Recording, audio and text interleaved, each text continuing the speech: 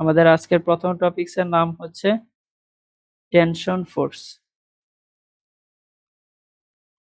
Tension force অথবা এটাকে যদি আমি বাংলায় লিখতে চাই তাহলে এটাকে বাংলায় বলবো টানা বল। টেনশন ফোর্স অথবা টানা বল বলতে আমরা কি বুঝি? এটা তো আমরা অবশ্যই জানবো যে টেনশন ফোর্স অথবা টানা বল বলতে কি বুঝি। তার আগে আমরা একটা কথা বলে নেই, এই টেনশন ফোর্স আসলে আসবে কখন? যে কোনো সময় কি টেনশন ফোর্স আসবে? আসার তো একটা কারণ আছে, তাই না? যে আমি এই কারণে টানা বলগুলো ইউজ করব। তাহলে কারণটা কি আমরা একটু বোঝার চেষ্টা করি। আমরা যখনই কোনো দড়ির কথা বলবো, দড়ি তো চিনি তাই না, স্ট্রিং। যখনই কোনো দড়ির কথা বলবো সেখানে টেনশন ফোর্স আসবে। তবে সেই টেনশন ফোর্স আসার জন্য একটা রিজন থাকা লাগবে। ওই দড়িটা স্ল্যাক হওয়ার চলবে না। যেমন ওই দড়িটা আপনার ঢিলে ঢালা হওয়া চলবে না। যেমন ধরেন আমি এখানে একটা দড়ি নিলাম, এই দড়িটা কেমন টাইপের দড়ি? দড়িটা হচ্ছে স্ল্যাক দড়ি, মানে ঢিলে ঢালা দড়ি, দেখেই তো বুঝতে পারতেছি তাই না? যেহেতু এই দড়িটা ঢিলে ঢালা দড়ি, তার মানে এখানে কি আসবে না, টেনশন ফোর্স আসবে না। বাট যদি দড়ি আমরা এমন টাইপের দড়ি নেই যে দড়িটা হচ্ছে টাইট, দড়িটা যদি টাইট হয় তখন সেখানে কি আসবে, টেনশন ফোর্স আসবে। ঠিক আছে, অথবা টানা বল আসবে। যেমন এইটা কেমন টাইপের দড়ি? এই দড়িটা হচ্ছে, এটা একটা স্ট্রিং অথবা দড়ি। এই দড়িটা কেমন টাইপের দড়ি? দড়িটা হচ্ছে স্ল্যাক দড়ি, তাই না? স্ল্যাক মানে হচ্ছে ঢিলে ঢালা। তাহলে এখানে কি টেনশন বল আসবে? এখানে টেনশন বল আসবে না। ঠিক আছে, তাহলে টেনশন বল কখন আসবে? যখন একটা দড়িকে আমি টাইট অবস্থায় রাখবো। কি অবস্থায় রাখবো? টাইট অবস্থায়। তখন সেখানে কি আসবে, টেনশন বল আসবে। যখন একটা দড়িকে আমরা টাইট অবস্থায় রাখবো তখন সেখানে কি আসবে, টেনশন বল আসবে। এখন কথা হচ্ছে যে আমরা ফিজিক্সে যে দড়িগুলো ইউজ করব, এই দড়িগুলো কেমন দড়ি? আমরা ফিজিক্সে যে দড়িগুলো ইউজ করব, এই দড়িগুলো হচ্ছে যে মাসলেস, মানে হচ্ছে ভরহীন। অর্থাৎ আমাদের ফিজিক্সে ইউজকৃত দড়িগুলো কোনো ভর থাকবে না। ঠিক আছে, তারপরে কি? তারপরে হচ্ছে ইনএক্সটেন্সিবল, মানে হচ্ছে আমি যদি এই দড়িগুলোকে টেনে বর্ধিত করতে চাই তাহলে সেই দড়িগুলো কি হবে না, বর্ধিত হবে না। ঠিক আছে, তাহলে সেটা কি হবে, অবর্ধনশীল। অবর্ধনশীল মানে আমি টান দিলেও সেটা কি হবে না, বর্ধিত হবে না। ঠিক আছে, এবং সব সময় কি অবস্থায় থাকতে হবে, টেনশন বল আসতে হলে সব সময় টাইট থাকতে হবে। সব সময় টাইট থাকতে হবে। কথা বুঝতে পেরেছি? সব সময় টাইট থাকতে হবে। অর্থাৎ আমরা পুরো ফিজিক্সে যে দড়িটা ইউজ করব সেই দড়িটা ভরহীন দড়ি, অবর্ধনশীল দড়ি, মানে সেটা বর্ধিত হবে না, এবং সব সময় কি থাকবে, দড়িটা টাইট থাকবে। তখনই কি আসবে, টেনশন বল আসবে। যদি স্ল্যাক হয়, ঢিলে ঢালা দড়ি হয়, সেখানে টেনশন বল আসবে না। আচ্ছা, এখন আমরা যদি মাসহীন দড়ি ইউজ করি, অর্থাৎ মাসলেস দড়ি, বরহীন দড়ি ইউজ করি, তখন এই দড়ির উপরে প্রত্যেকটা পয়েন্টে, প্রত্যেকটা ইচ অ্যান্ড এভরি পয়েন্ট, প্রত্যেকটা পয়েন্টে টেনশন বলের মান কি হয়, সেম হয়। প্রত্যেকটা পয়েন্টে টেনশন বলের মান কি হবে, সেম হবে। আমরা যদি মাসলেস দড়ি ইউজ করি, সেই মাসলেস দড়িতে প্রত্যেকটা পয়েন্টে টেনশন বলের পরিমাণ কি হবে, সেম হবে। আরো এক ধরনের দড়ি আছে যেটা নিয়ে আসলে আমরা আলোচনা করি না, সেটা অ্যাডভান্স লেভেলে গেলে আলোচনা করা হয়, বা চাইলে এগুলা দিয়ে ম্যাথামেটিক্যাল প্রবলেমও সলভ করা যায়। সেই দড়িটার নাম হচ্ছে ম্যাসিভ দড়ি। কেমন দড়ি? ম্যাসিভ দড়ি। যেমন আমরা যদি মোটা দড়ি নেই সাপোজ, ঠিক আছে, তো এইটাকে আমরা কি বলি, ম্যাসিভ, মানে হচ্ছে বৃহৎ টাইপের দড়ি যেগুলো। ঠিক আছে, তাহলে এটাকে আমরা কি বলতাছি, ম্যাসিভ রোপ। ম্যাসিভ রোপ মানে হচ্ছে কি, বড় যে মোটা দড়িগুলো। এখন এই দড়িগুলোর মধ্যে কি ভর থাকবে না? অবশ্যই থাকবে। এই দড়িগুলো কি টাইপের হবে, ভরযুক্ত দড়ি হবে। কারণ যেহেতু এটা ম্যাসিভ রোপ, তার মানে এখানে কি থাকবে, ভর থাকবে। তাহলে এটাকে আমরা কি বলবো, ভরযুক্ত দড়ি। আর ভরযুক্ত দড়ি যদি হয় তাহলে সেক্ষেত্রে প্রত্যেকটা পয়েন্টে টেনশনের মান চেঞ্জ হবে। সেম হবে না। তার মানে আমি যদি এইখানে দড়ির এই পয়েন্টে একটা টেনশনের মান সিলেক্ট করতে চাই তাহলে এটাকে বললাম হচ্ছে T1। যদি এইখানে টেনশনের ভ্যালু বের করতে চাই তাহলে এটা আসবে কি T2। এইখানে যদি টেনশনের ভ্যালু বের করতে চাই তাহলে এটা আসবে কি T3। অর্থাৎ ইচ এন্ড এভরি পয়েন্ট টেনশনের মান কি থাকবে না, সমান থাকবে না। বাট যদি আমরা মাসলেস এবং অবর্ধনশীল দড়ি ইউজ করি সেক্ষেত্রে টেনশনের মান কি থাকবে, প্রত্যেকটা পয়েন্টে সেম থাকবে। আচ্ছা, এখন আসি তাহলে টেনশন বল বলতে কি বুঝি। আসলে টেনশন বল আসবে কখন, এটা তো বুঝলাম যে আমরা দড়ি কি টাইপের ইউজ করি, দড়ি ইউজ করলেই সেখানে কি আসবে, টেনশন বল আসবে। এখন টেনশন বলগুলো কিভাবে আসবে এটা বোঝার চেষ্টা করি। যখন কোনো বস্তুকে আমরা, একটু মনোযোগ দিয়ে শুনি কথাগুলো, যখন কোনো বস্তুকে আমরা টান দেব, সেটা কিভাবে টান দেব, শক্ত দড়ি দিয়ে টান দেব, শক্ত দড়ি দিয়ে বেঁধে টান দেব যখন কোনো বস্তুকে, তখন ওই বস্তুটার উপরে একটা বল কাজ করবে না, অবশ্যই বল কাজ করবে। তখন কি করবে, যে দড়ি দিয়ে টান দিচ্ছি ওই দড়িটাও কি করবে, একটা ওই বস্তুর উপরে একটা বলে টান দিবে। যে বলে টান দিচ্ছে সেটাকে আমরা কি বলতেছি, টেনশন বল বলতেছি। একটা এক্সাম্পল দিলে বুঝতে ক্লিয়ার হওয়া যাবে। যেমন হচ্ছে যে আমি এখানে একটা সাপোজ একটা পেন্ডুলাম নিলাম, পেন্ডুলামটাকে সরল দোলকটাকে এইভাবে রেখে দিলাম। তো এটাকে যদি রেখে দিই এভাবে, এই দড়িটা কি অবস্থায় থাকবে, টাইট অবস্থায় থাকবে। অবশ্যই এটা টাইট অবস্থায় থাকবে। এটা কি বর্ধিত হইতে পারবে দড়িটা, অবর্ধনশীল দড়ি বর্ধিত হতে পারবে না। এবং সেটা এই যে দড়িটা আমরা ইউজ করতেছি এখানে, এই দড়িটার ভর কি, ভরহীন দড়ি। ঠিক আছে। এখন এই যে এই দড়িটা টাইট অবস্থায় যেহেতু আছে, তার মানে এই দড়িটা কি করতেছে, এই ব্লকটা নিচে এমজি কাজ করতেছে। এখন যদি নিচ বরাবর এমজি কাজ করে তাহলে একটা ফোর্সে নিচের দিকে আমরা টান দিচ্ছি, তাই না, একটা নিচের দিকে ফোর্সে ফোর্সে টান দিচ্ছে। যখন একটা বল দ্বারা নিচের দিকে টান দিবে তখন দড়িটা কি ছিঁড়ে যাচ্ছে, দড়ি তো ছিঁড়ে যাচ্ছে না। কেন ছিঁড়ে যাচ্ছে না, তখন দড়ি থেকেও একটা ফোর্স জেনারেট হয়। দড়ি থেকেও এই ব্লকটার অর্থাৎ এই ভরটার বস্তুটার এমভরের বস্তুটার ঠিক অপোজিট দিকে একটা ফোর্স কাজ করে, এবং যার ফলে এই দড়িটা কি করে না, ছিঁড়ে যায় না, তাই না। যখনই এই দড়ি থেকে ঠিক অপোজিট দিকে একটা ফোর্স কাজ করবে এই ফোর্সটার নামই হচ্ছে কি, টেনশন বল। কথাটা কি বুঝতে পারতেছি। অর্থাৎ যখন কোনো দড়িকে শক্ত করে টান দেওয়া হয় তখন দড়িটি যে বস্তুর সাথে বাঁধা থাকে সেই বস্তুটিকে একটি বল দ্বারা টান দেয়। দড়িটাও কি করে, সেই বস্তুটাকে একটা বল দ্বারা টান দেয়। যখন সেই বস্তুটাকে একটা বল দ্বারা টান দিবে এবং সেই টান বলের ডিরেকশনটা কোন দিকে হবে, দড়ি থেকে বাহিরের দিকে, সেই বলটাকে আমরা কি বলবো, টানা বল বলবো অথবা টেনশন বল বলবো। কথাটা কি সবাই বুঝতে পেরেছি? যদি বুঝতে পারি তাহলে আমি এটা লিখে দিচ্ছি। সবাই তাহলে লিখে নেন যে টেনশন বল বলতে কি বুঝি। টানা বল বলতে কি বুঝি, টানা বল বলতে বুঝি যে যখন কোনো দড়িকে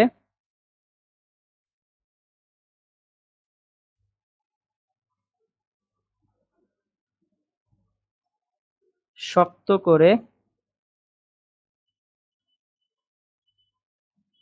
টান দেওয়া হয়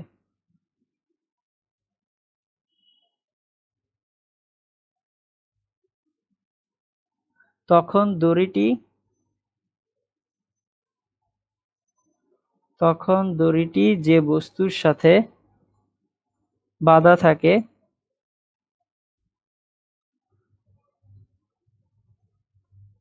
বস্তুর সাথে বাঁধা থাকে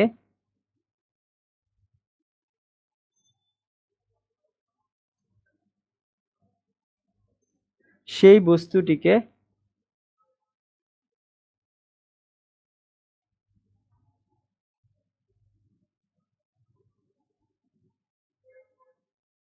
একটি বল দ্বারা,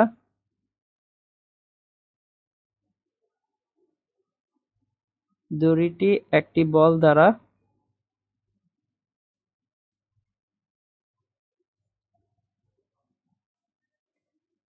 টান দেয়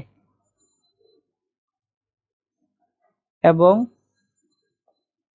সেই টান বলের দিক হয়,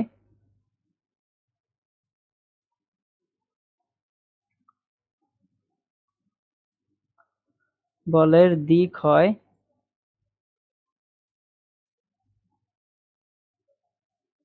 বস্তু থেকে বাহিরের দিকে।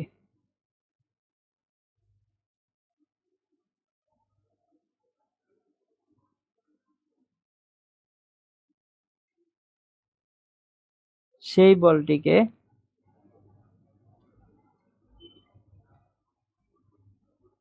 টেনশন বল বলা হয়।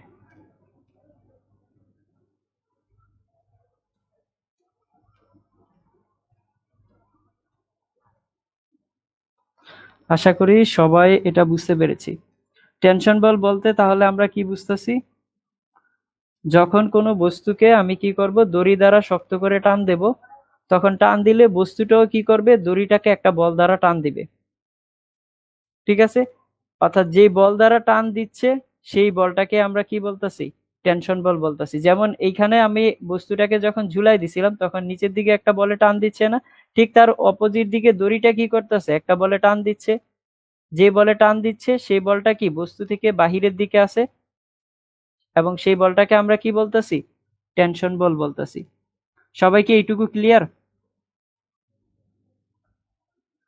ওকে, থ্যাংক ইউ। এবার আসেন যে কিছু গুরুত্বপূর্ণ কিছু গুরুত্বপূর্ণ পয়েন্ট আছে এই টেনশন বল সম্পর্কে। সবাই তাহলে একটু হেডিং দেই।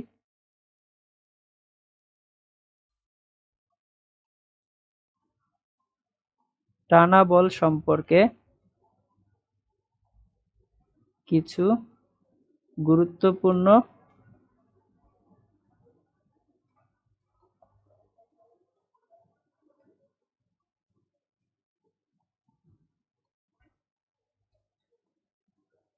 প্রথম পয়েন্টটাতে আসি, যে কি টেনশন বলের দিক। যেহেতু টেনশন বল একটা কি ফোর্স, তাই না? তার মানে এর কি আছে, ডিরেকশন আছে। যেহেতু এর ডিরেকশন আছে তার মানে আমরা ডিরেকশনটা বের করতে পারি যে কোন দিকে হবে। এখন এই ডিরেকশনটা আমরা কিভাবে বের করতে পারি? এই টানা বলের দিক হবে এমন ভাবে থাকবে, টানা বলের দিকটা এমন ভাবে থাকবে যেন দড়িটা ছোট হচ্ছে বলে মনে হয়। এটা কিভাবে আসতেছে আমি একটু পরে বুঝায় বলবো।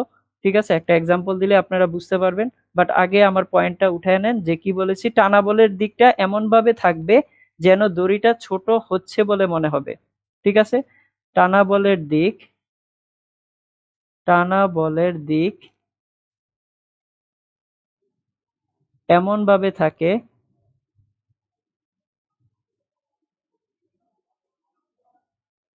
যেন দড়িটি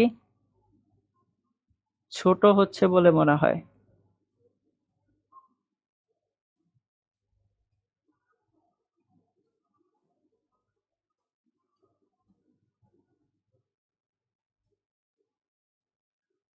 অর্থাৎ টানা বলের দিক কোন দিকে থাকবে? ওই দিকে থাকবে সেখানে মনে হবে কি দড়িটা ছোট হচ্ছে। আচ্ছা, সেকেন্ড পয়েন্টটা কি? সেকেন্ড পয়েন্ট হচ্ছে বাস্তবে আমরা টেনশন বল মার্ক করি কোথায়? ব্লকের উপরে। কার সাপেক্ষে? দড়ির সাপেক্ষে। বাস্তবে আমরা টেনশন বলের দিক মার্ক করি কোথায়? বলের সাপেক্ষে, ব্লকের উপরে, দড়ির সাপেক্ষে। ঠিক আছে? তাহলে এই কথাটা লিখে নেই, যে এগুলো আমি সব প্রত্যেকটা পয়েন্ট আপনাদের বুঝাই দেব একটা এক্সাম্পলের মাধ্যমে।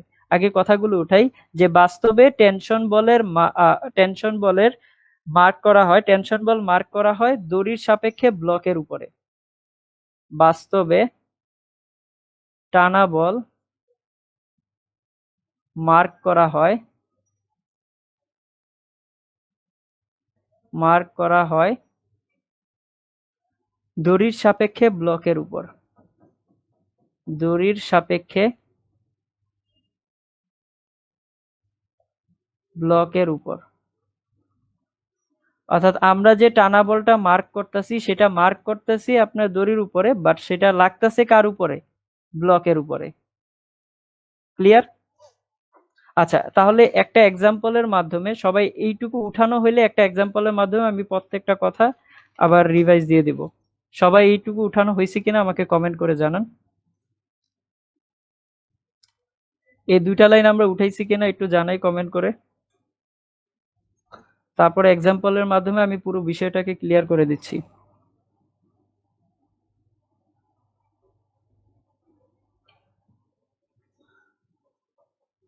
এইটুকু উঠানো হয়েছে কিনা একটু জানাই। ওকে, থ্যাংক ইউ। ঠিক আছে, তাহলে একটা এক্সাম্পলের মাধ্যমে আমি এটা বোঝানোর চেষ্টা করি। সবাই একটু মনোযোগ দিয়ে এখানে। সাপোজ ধরেন আমি একটা পেন্ডুলাম ঝুলায় রাখছি, ঠিক আছে? এই পেন্ডুলামটা এইখানে, এইটা হচ্ছে একটা আপনার সারফেস, ধরেন যে সিলিং, আর এটা হচ্ছে কি একটা সারফেস, ঠিক আছে?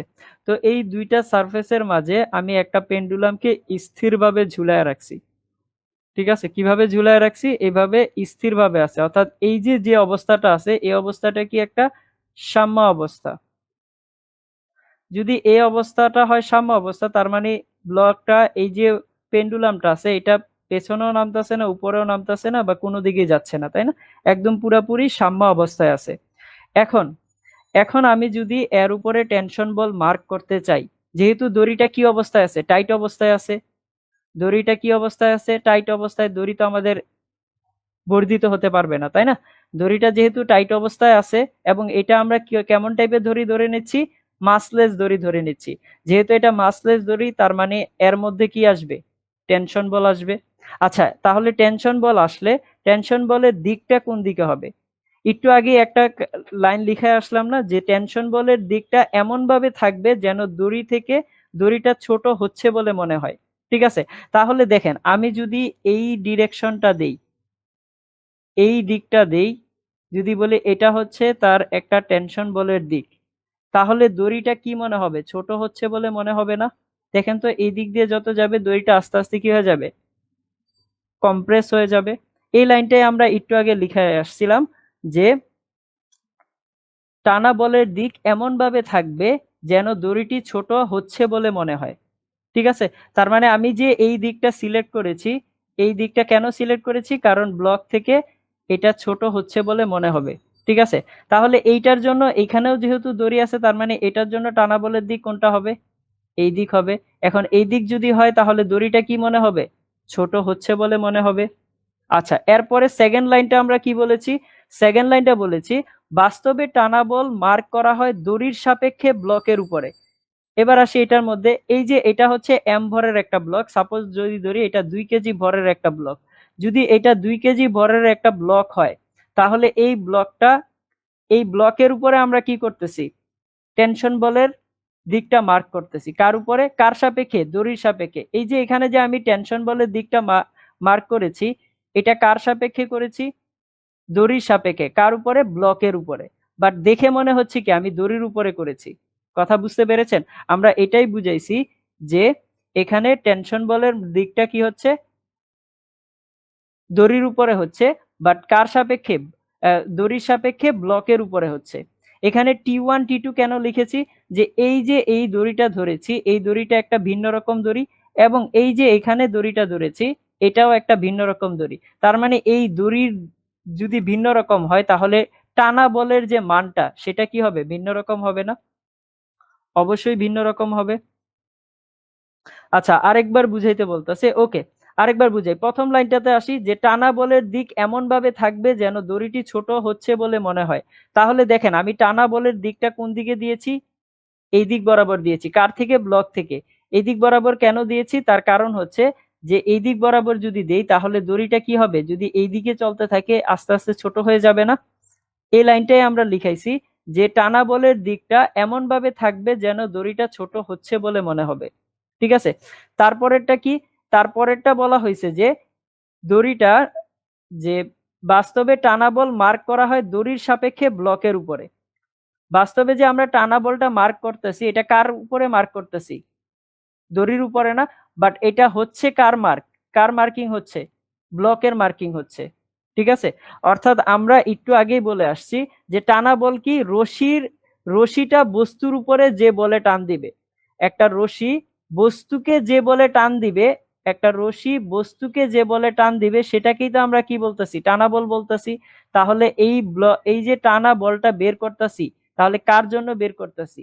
রশিটা বস্তুটাকে যে বলে টান দিচ্ছে, তাহলে এটা কার উপরে প্রয়োগ করা হচ্ছে?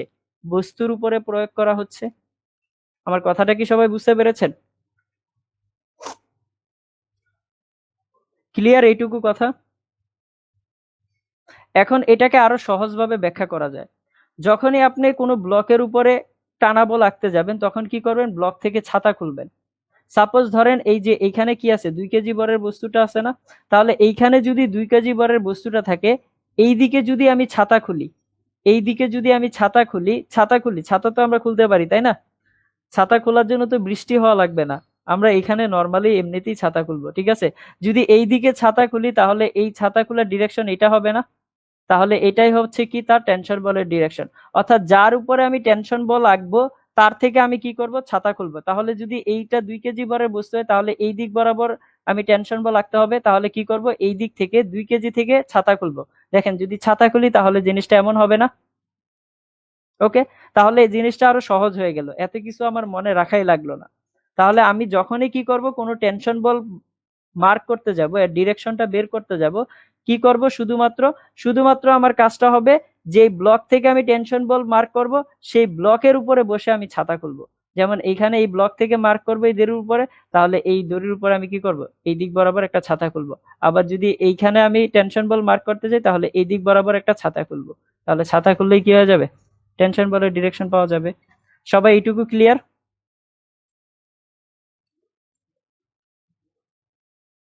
সবাই এইটুকু বুঝতে পেরেছি?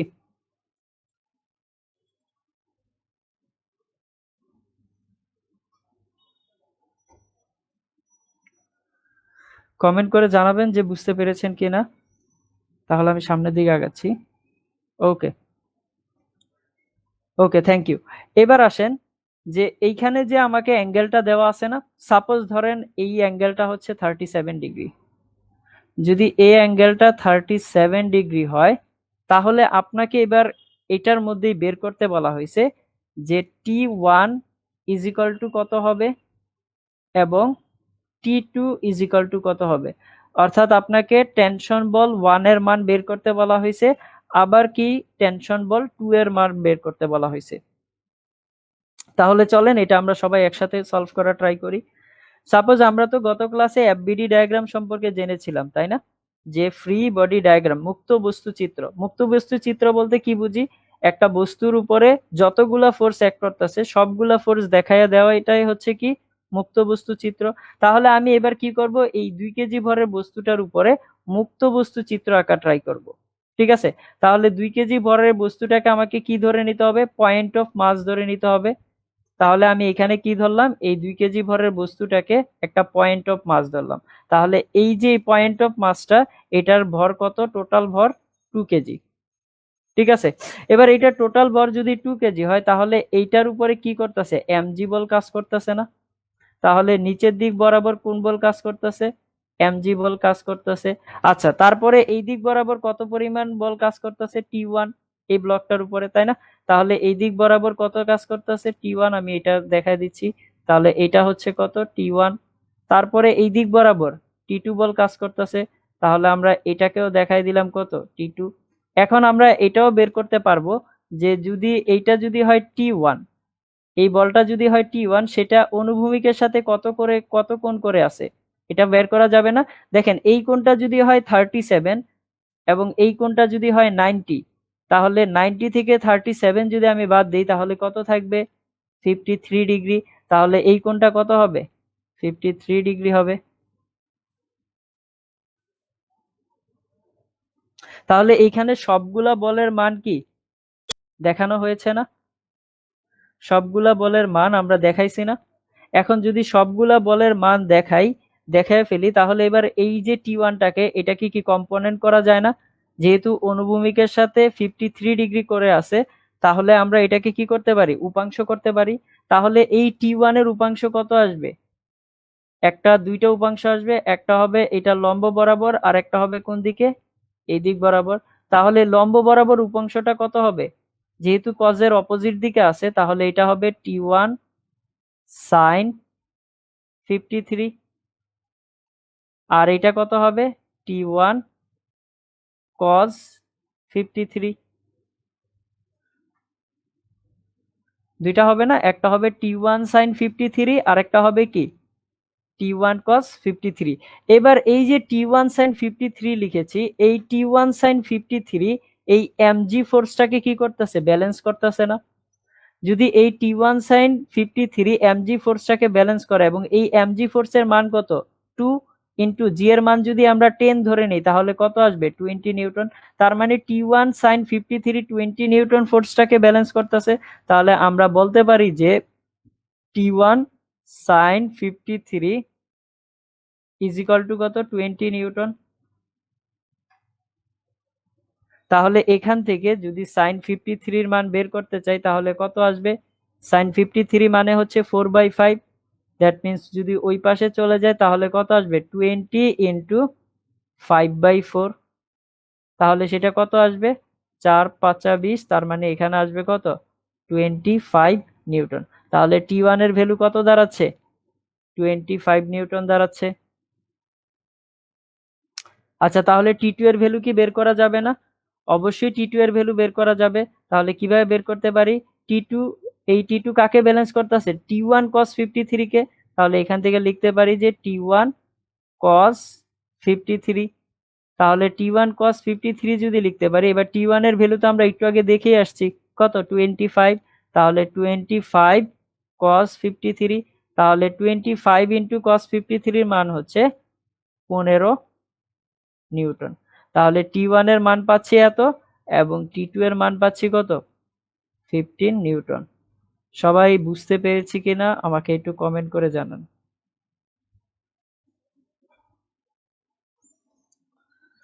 সবাই এটা বুঝতে পেরেছি কিনা আমাকে কমেন্ট করে জানান।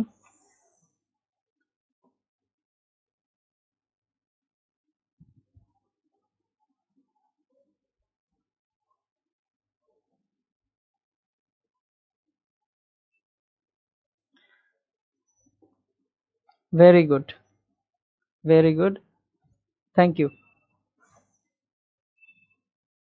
ওকে, তাহলে চলেন আমরা আরেকটা কোশ্চেন দেখি। আরেকটা কোশ্চেন আপনাদের এখানে দেওয়া আছে। কোশ্চেনটা হচ্ছে যে এখানে m ভরের একটা বস্তু রাখা হয়েছে, ঠিক আছে। m ভরের বস্তুটাকে আমরা কি করছি দুইটা সিলিং এর সাহায্যে দড়ি দিয়ে ঝুলাইয়া দিছি।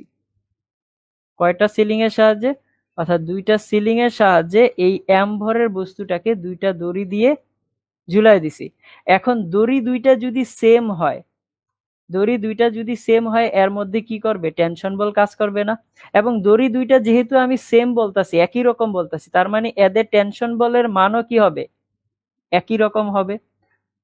যদি দড়ি দুইটা ভিন্ন হয় তাহলে টেনশন বল কি হবে ভিন্ন রকম হবে। যেমন এইখানে আমি সেমের কথা বলি না, এখানে বলেছি দড়ি দুইটা ভিন্ন, তার মানে আমি এটার জন্য নিয়েছি T1, এটার জন্য নিয়েছি T2, বাট আমি এইটার জন্য কি বলতাছি এই দড়ি দুইটা সেম। দড়ি দুইটা যেহেতু সেম তার মানে কি হবে এদের টেনশন বলের মান কি হবে সেম হবে।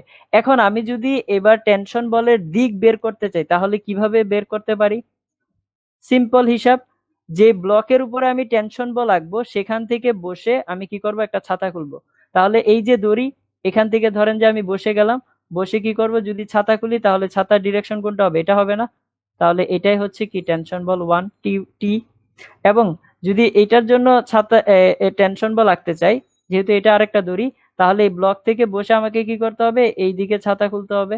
তাহলে এইদিকে ছাতা খুললাম, ব্লক থেকে বসে ছাতা খুলতে হবে কিন্তু। তাহলে আমি এখানে বসলাম, বসে একটা ছাতা খুলে দিলাম, তাহলে ছাতা খুললে এটাই হবে কি তার টেনশন বলের দিক। আচ্ছা টেনশন বল কেন আসছে, আসার কারণটা কি দড়ি দুইটা তো অবশ্যই টাইট অবস্থায় আছে এবং দড়ি দুইটা কি মাসলেস দড়ি, ইনএক্সটেন্সিবল, লম্বা হতে পারবে না, ঠিক আছে। তার মানে এখানে কি হচ্ছে টেনশন বল আসতেছে। তাহলে টেনশন বল যদি আসে এই টেনশন বলের মান আপনাকে বের করতে বলা হয়েছে। যদি যদি দেওয়া থাকে এই অ্যাঙ্গেলটা থিটা এবং এই অ্যাঙ্গেলটাও যদি থিটা হয়, এই দুইটা অ্যাঙ্গেলই যদি আপনার থিটা হয় তাহলে টানা বলের মান নির্ণয় করো। প্রশ্ন হচ্ছে টানা বল টি এর মান নির্ণয় করো।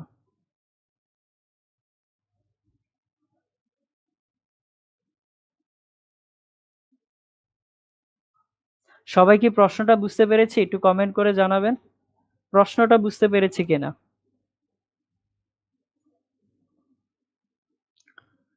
প্রশ্নটা বুঝতে পেরেছি কিনা একটু কমেন্ট করে জানাবেন। আপনাকে বের করতে বলা হয়েছে কি টানা বল টি এর মান কত হবে?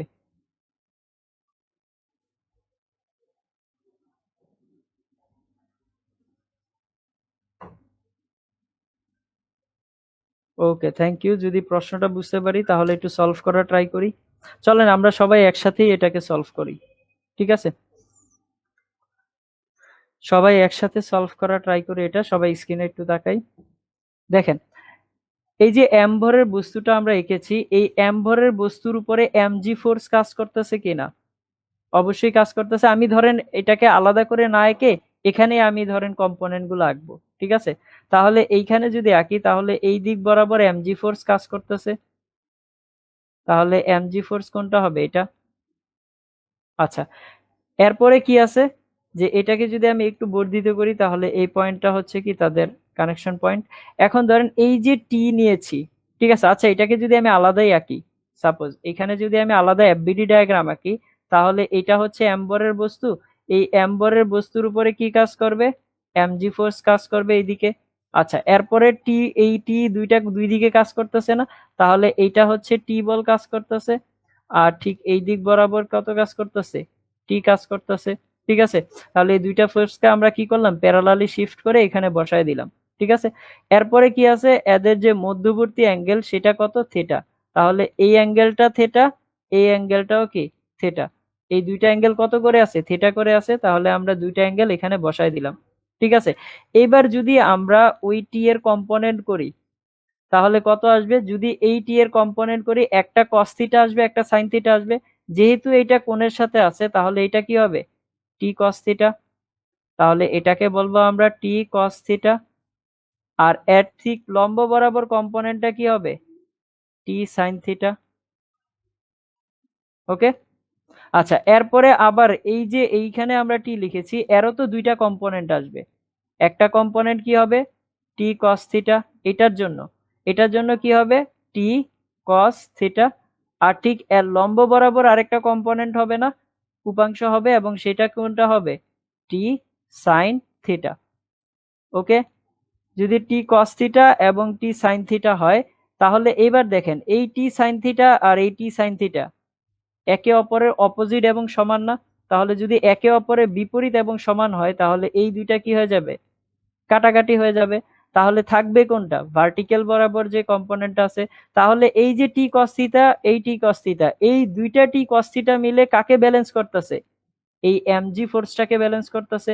তাহলে আমি বলতে পারি যে টি কস থিটা প্লাস টি কস থিটা মানে হচ্ছে 2t cos theta is equal to কত? mg। বলা যায় না? 2t cos theta is equal to কি আসবে? mg। তাহলে t ইজ ইকুয়াল টু কত হবে? t ইজ ইকুয়াল টু হবে যে mg divided by 2 cos theta. কি হবে? এটাই হচ্ছে কি তার টেনশন বলের মান, যে t is equal to mg divided by 2 cos theta. সবাইকে এটা বুঝতে পেরেছি? একটু কমেন্ট করে জানাই। বুঝতে পেরেছি কিনা এটা একটু কমেন্ট করে জানাই।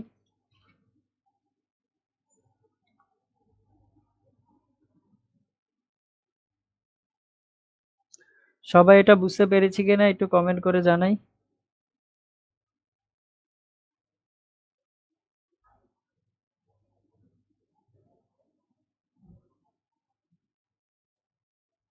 Very good Susmita. অন্যরা এটা বুঝতে পেরেছি কিনা একটু কমেন্ট করে জানাই।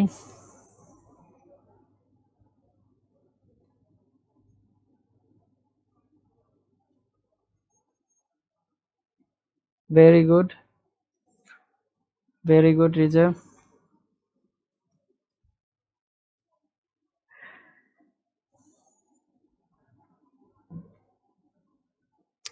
আচ্ছা, ঠিক আছে। তাহলে আমরা সামনের দিকে আগাই। ওকে। যদি এটা আমরা সবাই বুঝতে পেরে থাকি তাহলে সামনের দিকে আগাই। এবার আসেন সবাই আমরা নতুন একটা হেডিং দেই, যেটা হচ্ছে নিউটন সেকেন্ড ল। নিউটনস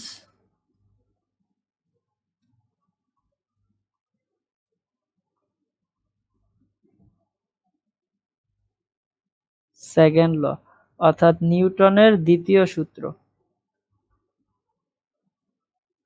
কি? নিউটনের দ্বিতীয় সূত্র। আচ্ছা, এবার নিউটনের দ্বিতীয় সূত্র নিয়ে যদি আলোচনা করতে চাই তাহলে কি হবে একটু বোঝার চেষ্টা করি যে নিউটনের দ্বিতীয় সূত্রটা কি। একদম রিয়েল যে ডেফিনেশন, একদম রিয়েল যে ফর্মুলা, সেই ফর্মুলাটা কি, যে নিউটনের দ্বিতীয় সূত্র কি বলা হয়, নিউটনের দ্বিতীয় সূত্র বলা হয় যে F net is equal to, F net is equal to কি হবে, ডিপি ডিভাইডেড বাই ডিটি। কি বলছি, F net is equal to dp divided by dt. এটা হচ্ছে কি নিউটনের একদম রিয়েল যে লটা সেটা। ঠিক আছে, এখন পি বলতে আমরা কি বুঝি, পি বলতে আমরা বুঝি যে মোমেন্টাম, মানে হচ্ছে ভরবেগ। পি বলতে আমরা কি বুঝি, মোমেন্টাম অথবা ভরবেগ, ভরবেগ। ঠিক আছে, অর্থাৎ এই রিয়েল ডেফিনেশনটা কি বোঝা যায়, এই রিয়েল ডেফিনেশনটা বোঝা যায় যে নেট ফোর্স, নেট যে ফোর্স পাবো কোনো একটা বস্তুর, সেটা চেঞ্জ ইন মোমেন্টাম অর্থাৎ ভরবেগের পরিবর্তনের সমান হবে। সেটা কার রেসপেক্টে, উইথ রেসপেক্ট টু টাইম, সময়ের রেসপেক্টে, সময়ের সাপেক্ষে ভরবেগের পরিবর্তনের হারটা কি হবে, নেট ফোর্সের সমান হবে। আমার কথা কি সবাই বুঝতে পেরেছেন? কোনো বস্তুর উপরে যে নেট ফোর্সটা, নেট যে বলের মানটা কাজ করবে সেটা কি হবে, ভরবেগের পরিবর্তনের সমান। যে কোনো একটা মুহূর্তের, যে কোনো একটা মুহূর্তে ভরবেগের পরিবর্তনের সমানটাই কি হবে, নেট ফোর্স, মোট যে বলের মান। ঠিক আছে, এখন দেখেন আমরা তো এটা জানি যে ভরবেগ যদি হয়, এই পি যদি হয় ভরবেগ, তাহলে এটাকে আমরা কি বলি, মোমেন্টাম বলি। এখন এখন এই যে ভরবেগ, এটাকে কিভাবে লেখা যায়, ভর ইনটু বেগের গুণফল। ভর এবং বেগের গুণফলকেই তো আমরা কি বলি, ভরবেগ বলি। তাহলে ভর এবং বেগের গুণফলকে যদি ভরবেগ বলা হয়, তাহলে এই পি এর জায়গায় আমরা এমবি বলতে পারি না? অবশ্যই বলতে পারি। তাহলে এখান থেকে আমরা এটা লিখতে পারি যে F net is equal to, F net is equal to d dt of mv বলা যায়। আচ্ছা, এখন এইখানে একটা স্পেশাল কনসিডার করা হয়েছে, স্পেশাল কেস নেওয়া হয়েছে, যে কেসটাতে ধরা হয়েছে যে ভরের মান যদি হয় কনস্ট্যান্ট, ভরের মান কি হবে, কনস্ট্যান্ট হবে। যদি ভরের মান কনস্ট্যান্ট হয় তাহলে আমি এই এম ভরটাকে কি করতে পারি, বের করে এখানে নিয়ে আসতে পারি। স্পেশাল কেসটা কি বলতেছি, ভরের মানটাকে আমরা কনস্ট্যান্ট ধরে নিচ্ছি। ঠিক আছে, ভরের মান কনস্ট্যান্ট কখন হবে, যখন কোনো বস্তু আলোর বেগে না চলবে, তখন সে বস্তুর ভরটা কি হইতে পারে, কনস্ট্যান্ট হইতে পারে। যদি কোনো বস্তু আলোর বেগে চলে, তখন তার ভরটা কি থাকে না, কনস্ট্যান্ট থাকে না, সেই ভরটা কি হয়ে যায়, ভেরিয়েবল হয়ে যায়। কথা বুঝতে পেরেছেন? আচ্ছা, তাহলে যদি স্পেশাল কেসের কথা বলি, যে স্পেশাল কেসটা কি, স্পেশাল কেসটা হচ্ছে এম কনস্ট্যান্ট, ভর ইজ ইকুয়াল টু এম, সেটা কি হবে, কনস্ট্যান্ট হবে। যদি কনস্ট্যান্ট হয় তাহলে এটাকে আমরা বাহির করে নিয়ে আসতে পারি। ঠিক আছে, তাহলে বাহির করে নিয়ে আসলে কি হবে, m into d dt of v vector. আচ্ছা, এই যে d dt of v vector, এটাকে চেনা চেনা লাগতেছে না? এটা আমরা কোথায় দেখেছিলাম, গতিবিদ্যাতে পড়ে আসছি যে ডিবি ডিভাইডেড বাই ডিটি কি, অ্যাক্সিলারেশন, ত্বরণ। তাহলে এটা যদি ত্বরণ হয় তাহলে কি হবে, এম ইন্টু কত, এ, লেখা যায় না? তাহলে F net is equal to কি বলবো, এম এ বলবো। কথা বুঝতে পেরেছেন? অর্থাৎ নেট ফোর্স কার সমান হবে, এম এর সমান হবে। ক্লিয়ার?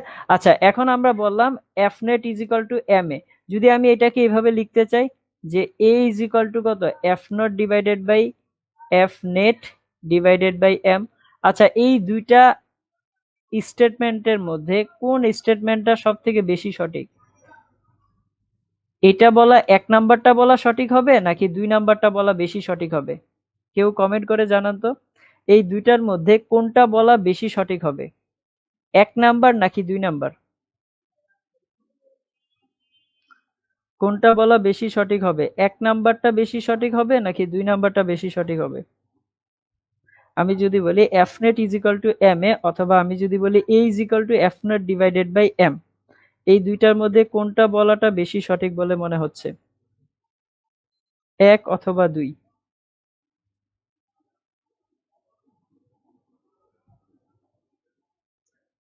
কোনটা সঠিক হবে? 1 নাম্বার বেশি সঠিক হবে নাকি 2 নাম্বারটা বেশি সঠিক হবে? একটু কমেন্ট করে জানাই।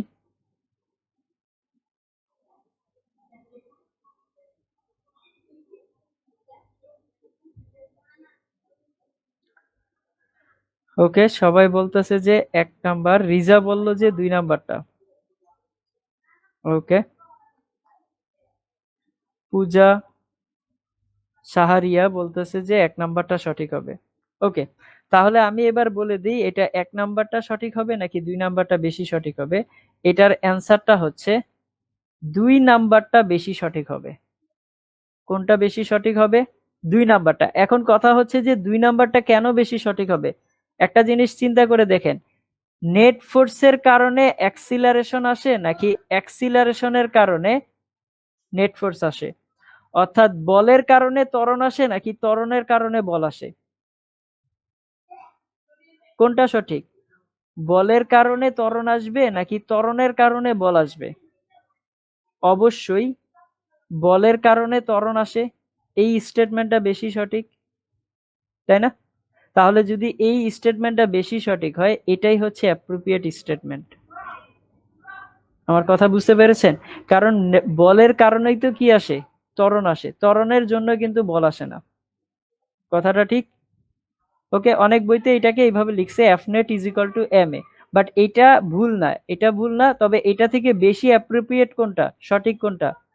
সেকেন্ড স্টেটমেন্টটা, যেটাকে কি বলা হচ্ছে বলের জন্যই কি আসে? ত্বরণ আসে। ঠিক আছে, তাহলে এবার স্টার দিয়ে আমরা কয়েকটা লাইন লিখি সবাই। যদি এইটুকু আমরা সবাই বুঝতে পারি তাহলে স্টার দিয়ে আমরা কয়েকটা লাইন লিখি।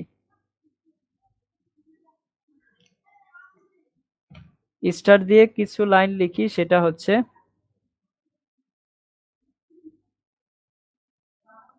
পূজা বলতেছে আবার বলেন। ওকে, বললাম যে বলের জন্য কি আসে? ত্বরণ আসে না, নাকি ত্বরণের জন্য বল আসে? অবশ্যই বলের কারণেই তো সেখানে কি আসে? ত্বরণ আসে। যদি বলের কারণে ত্বরণ আসে তাহলে কোন স্টেটমেন্টটা সঠিক হবে? 1 নাম্বারটা নাকি 2 নাম্বারটা? অবশ্যই 2 নাম্বারটা সঠিক হবে। অ্যাপ্রোপ্রিয়েট হবে কোনটা? বেশি সঠিক বলে মনে হবে কোনটা? এটাই তো। তাহলে এটাই হচ্ছে কি অ্যাপ্রোপ্রিয়েট অ্যান্সার। কথা বুঝতে পেরেছেন? কারণটা কি? Acceleration is the resultant of force.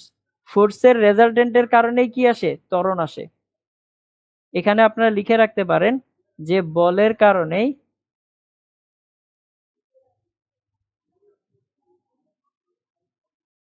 ত্বরণ আসে। কথাটা ক্লিয়ার এবার?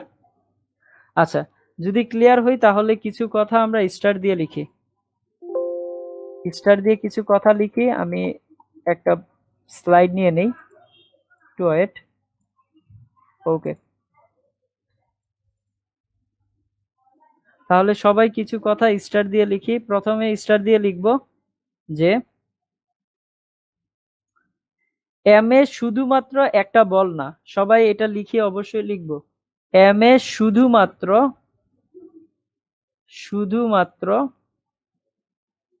একটি বল না।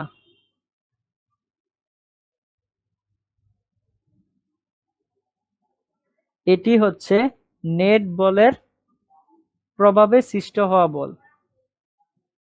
এটি নেট বলের প্রভাবে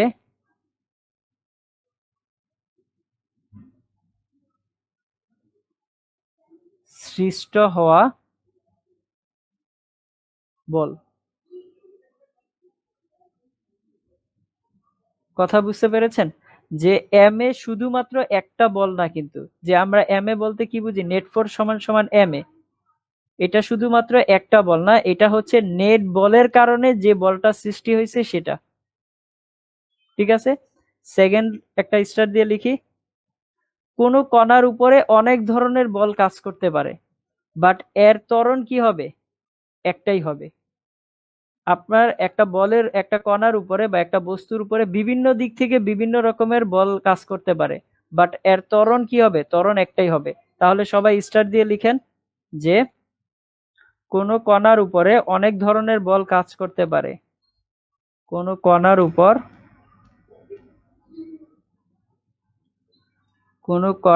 উপর অনেক ধরনের বল কাজ করতে পারে।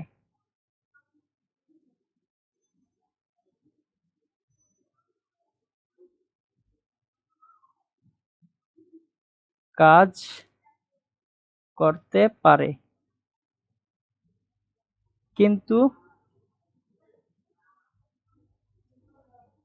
কিন্তু বস্তুটির উপর ত্বরণ হবে একটি। কিন্তু বস্তুটির উপর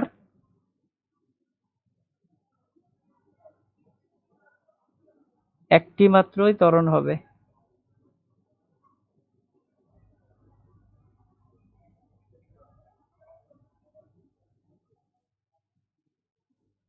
ওকে, এবং ওই ত্বরণটা কি হবে? ওই ত্বরণের দিক কি হবে? যেহেতু ত্বরণ কি রাশি? ভেক্টর রাশি, তার মানে এর দিক আছে, তাহলে ওই ত্বরণের দিক হবে নেট বলের দিকে। তাহলে আমরা লিখে নেই, ওই ত্বরণের দিক হবে নেট বলের দিকে।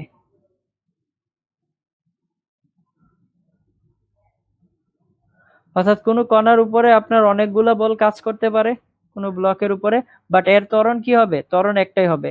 আর ওই ত্বরণের দিক কোনটা হবে? নেট বলের দিকে হবে। ঠিক আছে, অর্থাৎ নেট ফোর্সের যে ডিরেকশনটা হবে সেটাই হবে কি তার ত্বরণের ডিরেকশন।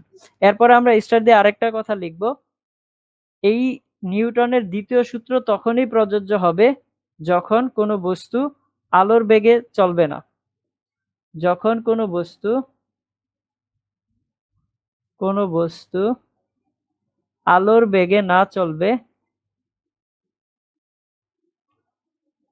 আলোর বেগে না চলবে, তখনই নিউটনের দ্বিতীয় সূত্র প্রযোজ্য হবে। তখনই নিউটনের দ্বিতীয় সূত্র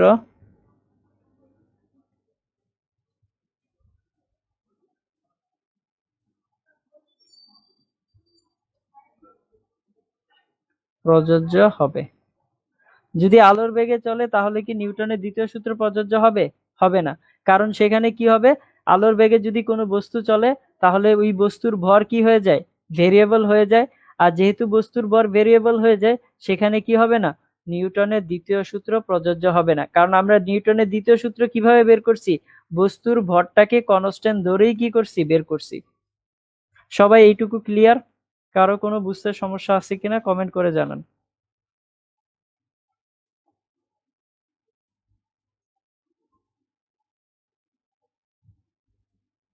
সবাই ক্লিয়ার কিনা একটু কমেন্ট করে জানান। সবাই এইটুকু ক্লিয়ার? প্রত্যেকে বুঝতে পেরেছেন কিনা আমাকে একটু কমেন্ট করে জানান।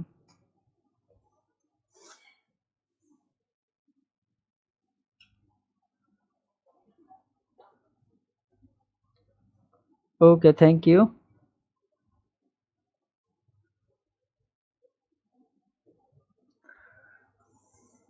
যদি ক্লিয়ার হয়ে থাকি তাহলে একটা কোশ্চেন সলভ করা ট্রাই করি, চলেন। একটা প্রশ্ন কি বলা আছে যে 50 নিউটন, এটা হচ্ছে একটা সারফেস, ঠিক আছে?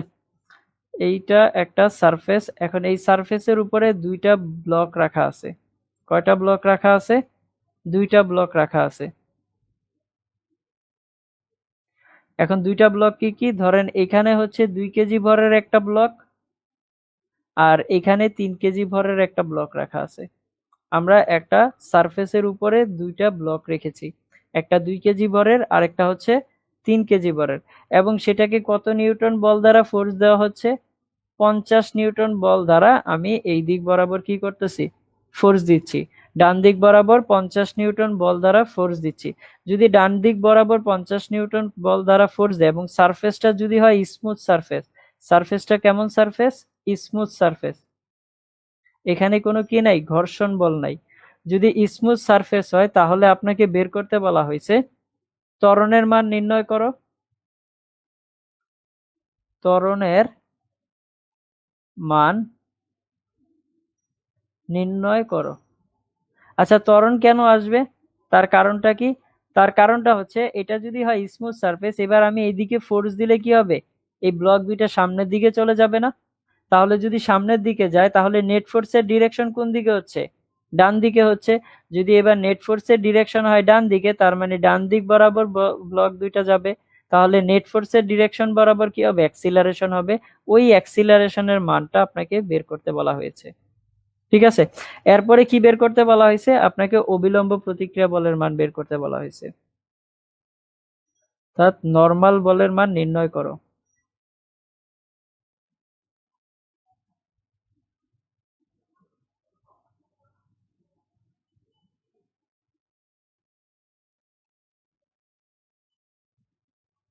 এখানে যে নর্মাল বলটা আপনাকে বের করতে বলা হয়েছে, এই নর্মাল বলটা কিন্তু ভূমি থেকে যে নর্মাল ফোর্সটা পাচ্ছেন এটার জন্য না।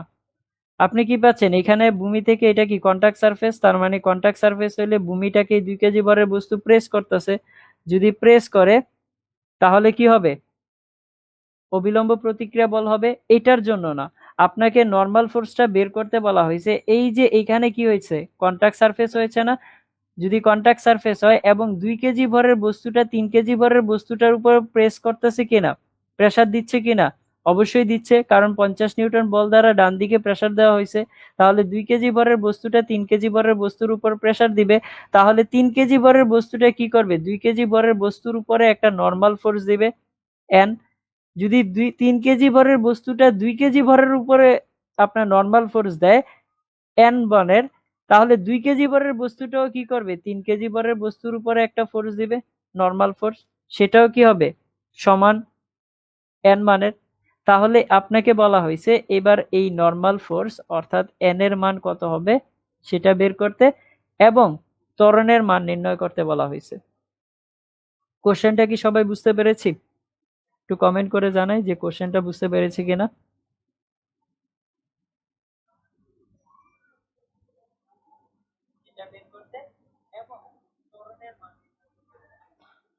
সবাই কোশ্চেনটা বুঝতে পেরেছি কিনা একটু কমেন্ট করে জানাই।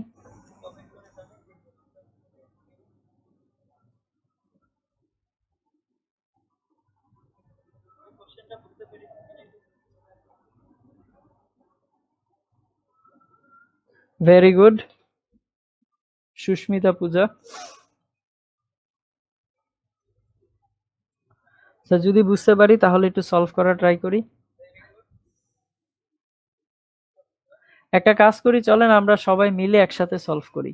ঠিক আছে, সবাই স্ক্রিনের দিকে তাকায়, আমি এই ম্যাথটা সলভ করছি।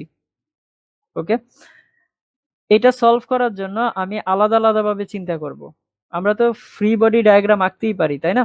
যেহেতু ফ্রি বডি ডায়াগ্রাম আমরা আঁকতে পারি, এবার আমি কি করব? 2 কেজি ভরের বস্তুটার ফ্রি বডি ডায়াগ্রাম আলাদাভাবে আঁকবো এবং 3 কেজি ভরের বস্তুটার ফ্রি বডি ডায়াগ্রাম আলাদাভাবে আঁকবো। তাহলে প্রথমে কোনটা আঁকি? সাপোজ ধরেন প্রথমে আমি আঁকতে চাচ্ছি 2 কেজি ভরের বস্তুর ফ্রি বডি ডায়াগ্রামটা। তাহলে 2 কেজি ভরের বস্তুর যদি আমি ফ্রি বডি ডায়াগ্রাম আঁকতে চাই, তাহলে এই 2 কেজি ভরের বস্তুটাকে আমি পয়েন্ট অফ মাস বলে ধরতে পারি। ঠিক আছে, তাহলে 2 কেজি ভরের বস্তুর উপরে যত রকমের এবার ফোর্স আছে সবগুলো আমাকে দেখাইতে হবে। তাহলে সবগুলো আমি এক এক করে দেখাইতে থাকি। প্রথমে আমি এটাকে পয়েন্ট অফ মাস ধরে নিলাম। এইবার এই 2 কেজি ভরের বস্তুর উপরে এমজি ফোর্স কাজ করবে না? অবশ্যই কাজ করবে। সেটা কোন দিকে? নিচের ডিরেকশনে। ঠিক আছে, তাহলে এইখানে কত পাবো? আমি এমজি ফোর্স পাবো 2 কেজি ভরের বস্তুর জন্য। আচ্ছা, এবার 2 কেজি ভরের বস্তুটা উপরের দিকে কি করবে? একটা নর্মাল ফোর্স দিবে না? অবশ্যই একটা অবিলম্ব প্রতিক্রিয়া বল দিবে এবং সেটাকে আমরা কি বলতেছি? N1 বলতেছি। আচ্ছা, আর কি কি কাজ করতেছে? এই 2 কেজি ভরের বস্তুর উপরে একটা 50 নিউটন মানের বল অ্যাপ্লাই করা হয়েছে না? তাহলে সেটা কোন দিকে অ্যাপ্লাই করা হয়েছে? ডান দিকে। তাহলে ডান দিকে একটা 50 নিউটন মানের বল কি করা হয়েছে? 2 কেজি ভরের বস্তুর উপরে অ্যাপ্লাই করা হয়েছে। আর কোনো ফোর্স আছে? অবশ্যই আছে। এই 3 কেজির জন্য 2 কেজি ভরের বস্তুটার উপরে একটা N মানের বল ফোর্স কাজ করতেছে না? Normal force. তাহলে এই দিক বরাবর কি হবে? N হবে। সবাই এইটুকু ক্লিয়ার? এখন আমার কাছে অ্যান্সার চাইছে কোনটা? নরমাল ফোর্সের এই N এর মানটা চাইছে। যেহেতু N এর মান চাইছে, তাহলে আমি কোনটা নিয়ে কাজ করব? এইটা নিয়ে কাজ করব। n1 নিয়ে তো আমার কাজ করার কোনো প্রয়োজন নেই, আমাকে তো বলে নাই যে অবিলম্ব প্রতিক্রিয়া বল এই ভূমির সাপেক্ষে যেটা হচ্ছে সেটা নির্ণয় করতে। আমাকে কি বলা হয়েছে? এই 2 কেজি ভরের বস্তুটাকে যে 3 কেজি ভরের বস্তুর উপর প্রেসার দিচ্ছে সেই প্রেসারের মানটা বের করতে বলা হয়েছে, n এর মান। আচ্ছা, এখন আমরা জানি এখানে অ্যাক্সিলারেশন কোন দিকে হবে, ত্বরণ কোন দিকে হবে। আমি যদি এই 50 নিউটন মানের ফোর্স দ্বারা এই 2 এবং 3 কেজি ভরের বস্তুটিকে ডান দিকে প্রেসার দিই, বল প্রয়োগ করি, তাহলে সেটা কোন দিকে যাবে? অবশ্যই ডান দিকে যাবে। তাহলে যদি ডান দিকে যায় তাহলে অ্যাক্সিলারেশনের ডিরেকশন কোন দিকে হবে? ওই যে একটু আগে লিখে আসছি না যে ত্বরণের দিক হবে কি নেট ফোর্সের দিকে। তাহলে নেট ফোর্স কোন দিকে আছে? এই দিকে আছে। তাহলে ত্বরণ কোনটা হবে? এই দিক বরাবর ত্বরণের দিক হবে। কথা বুঝতে পেরেছেন? অর্থাৎ সব থেকে বড় মানের ফোর্স যেদিকে হবে সেই দিক বরাবর কি হবে? ত্বরণের দিক থাকবে। তাহলে এটা কি হবে? ত্বরণের দিক। তাহলে এটা যদি হয় ত্বরণের দিক, তাহলে আমি কি বলতে পারি?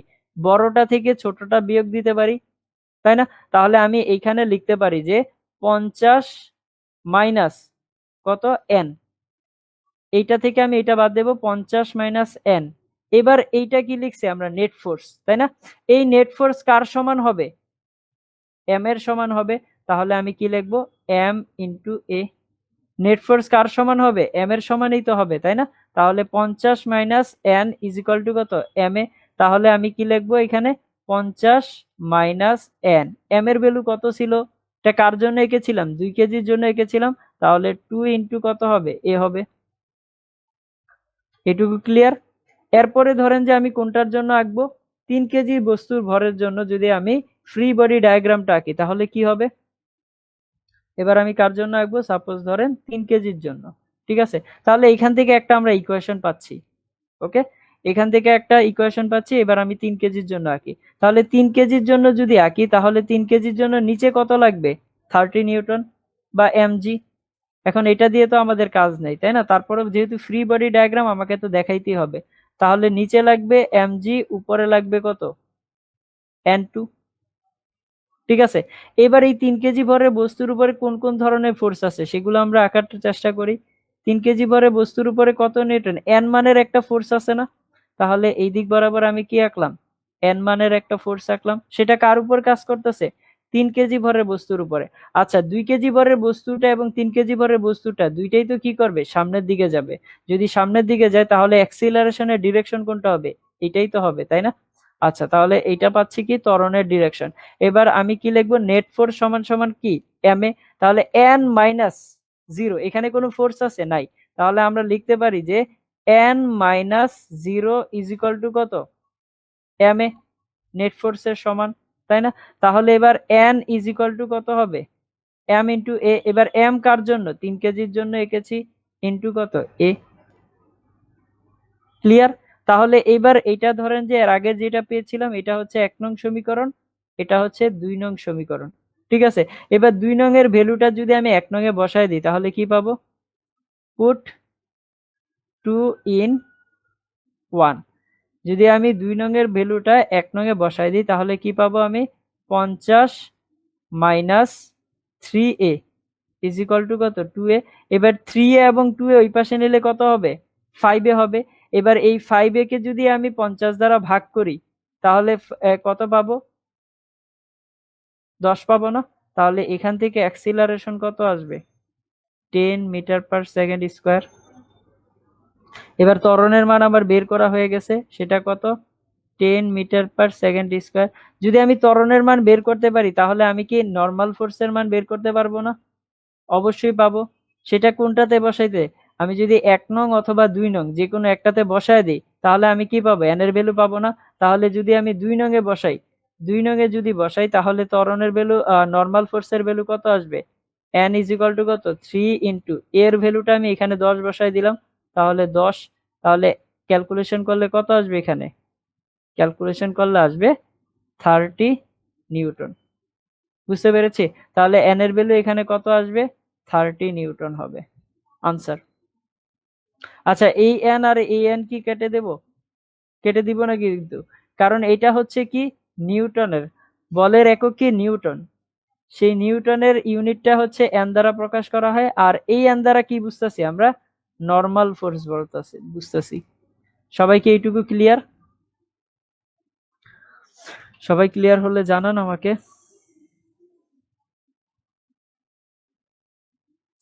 সবাই ক্লিয়ার কিনা একটু কমেন্ট করে জানাই।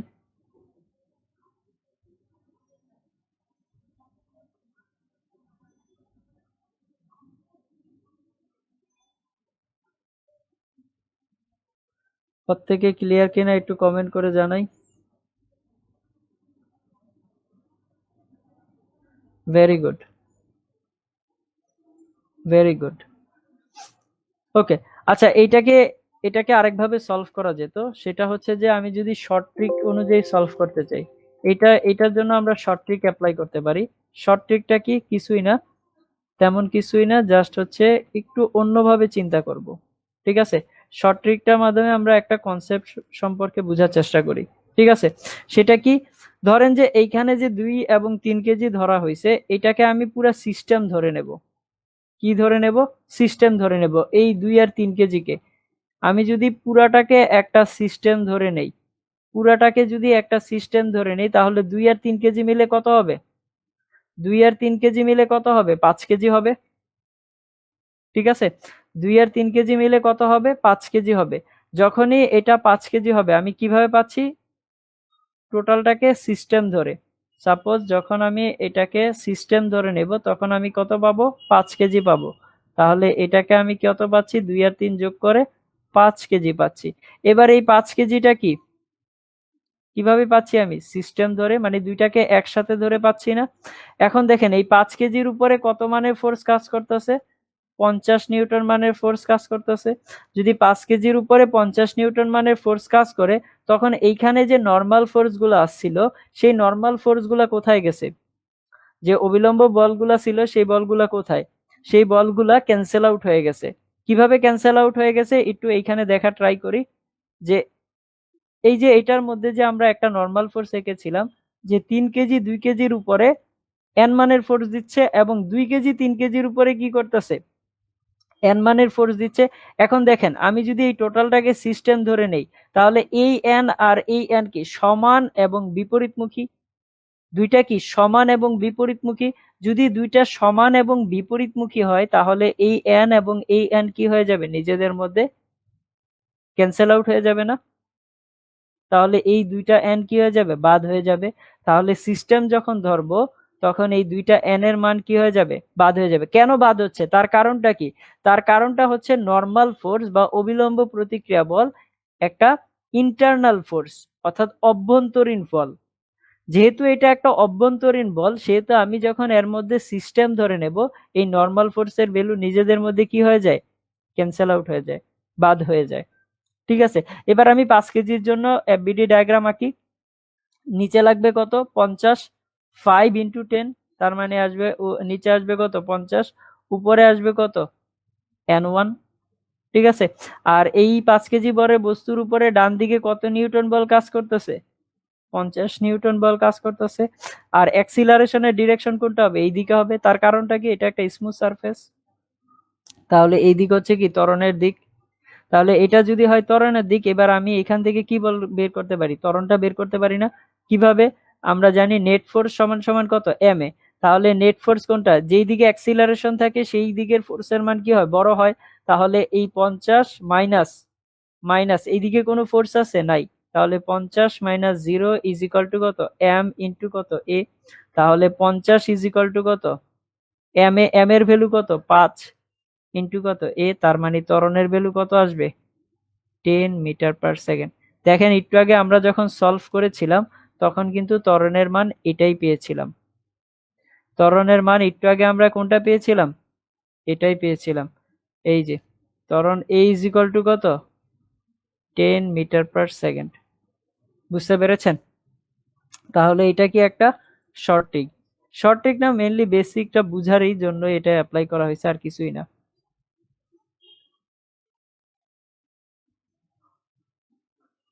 ওকে, তাহলে এবার এখানে আমরা একটা স্টার দিয়ে একটা লাইন লিখে রাখবো। সবাই স্টার দিয়ে একটা লাইন লিখে রাখেন যে যখনই কোনো ব্লকগুলাকে সিস্টেম হিসেবে ধরা হবে, তখন নর্মাল ফোর্স কি হয়ে যাবে? নিজেদের মধ্যে ক্যান্সেল আউট হয়ে যাবে, বাদ হয়ে যাবে। কারণটা কি? কারণ হচ্ছে নর্মাল ফোর্স হচ্ছে অভ্যন্তরীণ বল। ঠিক আছে, আমরা এইভাবে লিখতে পারি, নর্মাল বল অভ্যন্তরীণ বল হওয়ার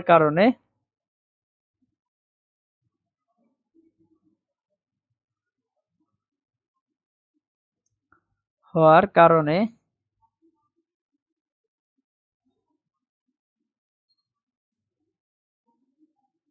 নিজেদের মধ্যে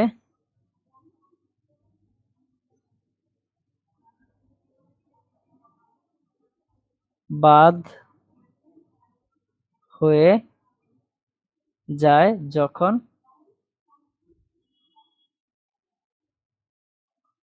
এটিকে সিস্টেম হিসেবে ধরে নেওয়া হয়।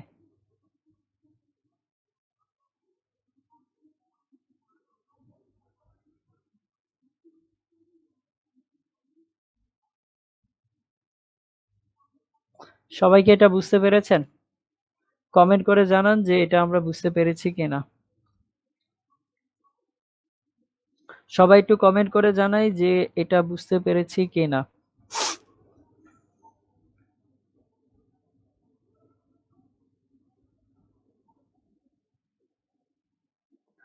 প্রত্যেকে একটু কমেন্ট করে জানান যে এটা বোঝা গিয়েছে কিনা।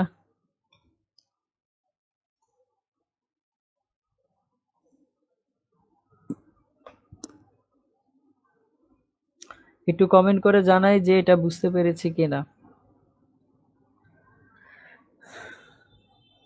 Very good, very good Susmita, Puja, তারপরে রিজা, আপনারা বুঝতে পেরেছেন সবাই।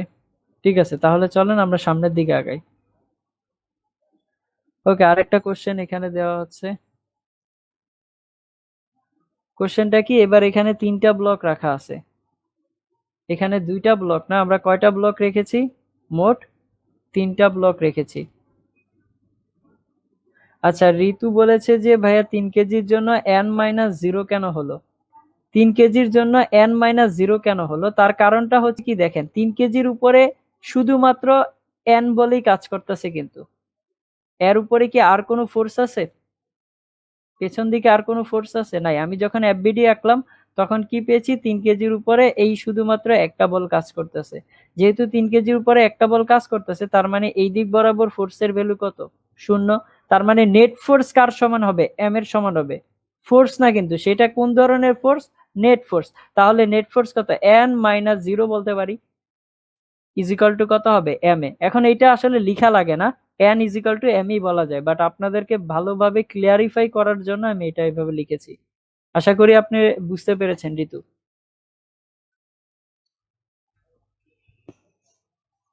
এবার আসেন আরেকটা কোশ্চেনে। এইবার ব্লক দেওয়া হয়েছে 3টা, এটা সবাই বাসায় হোমওয়ার্ক হিসেবে করবেন, আমি এই কোশ্চেনটা আপনাদেরকে বুঝিয়ে দিচ্ছি। ঠিক আছে, এখানে 2 কেজি ভরের একটা ব্লক রাখা হয়েছে, এখানে 3 কেজি ভরের একটা ব্লক রাখা হয়েছে, এবং এইখানে 4 কেজি ভরের একটা ব্লক রাখা হয়েছে। টোটাল ব্লক কয়টা হয়েছে? 3টা হয়েছে। এবং এর উপরে কত মানের ফোর্স অ্যাপ্লাই করা হয়েছে? 120 নিউটন মানের বল অ্যাপ্লাই করা হয়েছে। কত মানের বল অ্যাপ্লাই করেছি? 120 নিউটন মানের বল। আচ্ছা, আরেকজন কি বলেছে যে 3 কেজির জন্য 50 নিউটন কাজ করে নাই, মানে 3 কেজির জন্য 50 নিউটন মানের বল কাজ করে নাই, সেটা কোন দিকে বলা হচ্ছে? 3 কেজির জন্য তো শুধুমাত্র n নিউটন বলই কাজ করতেছে রিজা, তাই না? আর অ্যাক্সিলারেশন, আর তো কোনো কিছুই নাই, এর উপরে আর কোনো ধরনের ফোর্স আছে? নিচ বরাবর হচ্ছে 30 mg ফোর্স, এবং উপরে কত হবে? n2। কিন্তু যখন সিস্টেম ধরেছি তখন এই দুইটা কত হয়েছে? 5 কেজি। তাহলে নিচে হচ্ছে 50, উপরে হচ্ছে n1। আর এইটার উপরে তো 50 কেজি অলরেডি অ্যাড করাই ছিল, এই যে 50 কেজি। ওকে, এবার আসেন আমরা এই কোশ্চেনটা বোঝার চেষ্টা করি। এই 3টা, এটা সারফেসটা কেমন ধরনের সারফেস? সারফেসটা হচ্ছে স্মুথ সারফেস। ঠিক আছে, অর্থাৎ এই সারফেসে কোনো রকমের ফ্রিকশন নাই, ঘর্ষণ নাই। এবার আমি যদি 120 নিউটন বল দ্বারা এই 3টা ব্লককে ধাক্কা দিই ডান দিকে, তাহলে ব্লকগুলা কোন দিকে যাবে? বাম দিকে যাবে না ডান দিকে যাবে? অবশ্যই প্রত্যেকটা ব্লক কি করবে? ডান দিকে যাবে। এবার যদি ডান দিকে যায়, এখন একটা জিনিস চিন্তা করে দেখেন, যে ডান দিকে যদি যায় তাহলে এই 2 কেজি ভরের বস্তুটা 3 কেজি ভরের বস্তুটার উপর একটা প্রেসার দিবে না? অবশ্যই একটা প্রেসার দিবে। যদি 2 কেজি ভরের বস্তুটা 3 কেজি ভরের বস্তুটার উপরে একটা প্রেসার দেয়, তাহলে এই 3 কেজি ভরের বস্তুটা 2 কেজি ভরের বিপরীত দিকে একটা ফোর্স দিবে না? সেটা হচ্ছে N। এবার 2 কেজি ভরের বস্তুর উপরে যদি 3 কেজি ভরের বস্তুটা N মানের, সাপোজ ধরেন যে N1 মানের ফোর্স দেয়, তাহলে 2 কেজি ভরের বস্তুটাও তো সে তার অবস্থাটা ওই অবস্থায় রাখার জন্য N1 মানেরই তো ফোর্স দিবে। যদি ধরেন এই N1 মানের ফোর্সগুলো যদি সমান না হইতো, তাহলে এইটা বেঁকায় যেত, এটাও বাঁকায় যেত, যে কোনো একটা কি হয়ে যেত, বেঁকে যেত না? তাহলে বাস্তবে তো এটা ঘটতেছে না। আমরা কি ধরে নিছি যে এগুলো রিজিড বডি, বাঁকা হবে না। ঠিক আছে?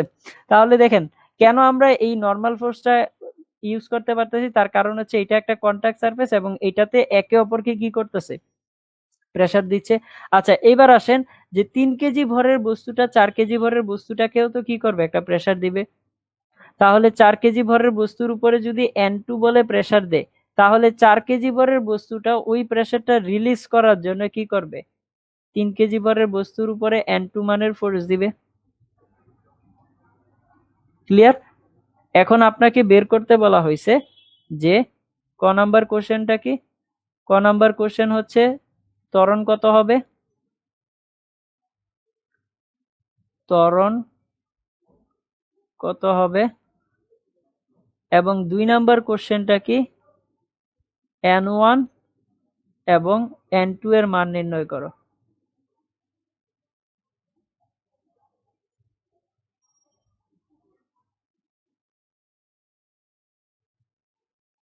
সবাই প্রশ্নটা বুঝতে পেরেছি কিনা আমাকে জানাবেন। কি কি বের করতে বলা হয়েছে? ত্বরণের মান বের করতে বলা হয়েছে এবং N1 এবং N2 এর মান কত হবে সেটা বের করতে বলা হয়েছে। কোশ্চেনটা বুঝতে পেরেছি কিনা আমাকে একটু কমেন্ট করে জানাবেন।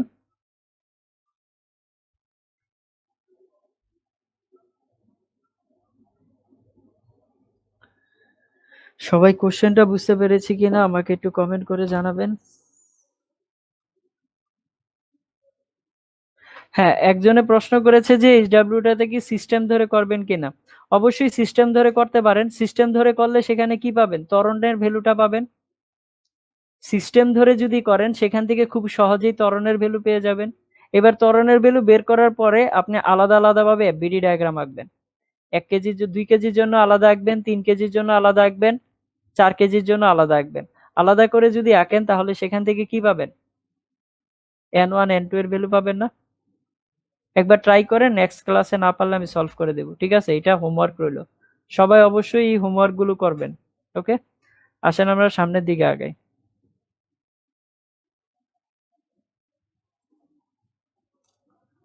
ওকে, এখানে আনত তল বরাবর একটা প্রশ্ন রেডি করা আছে।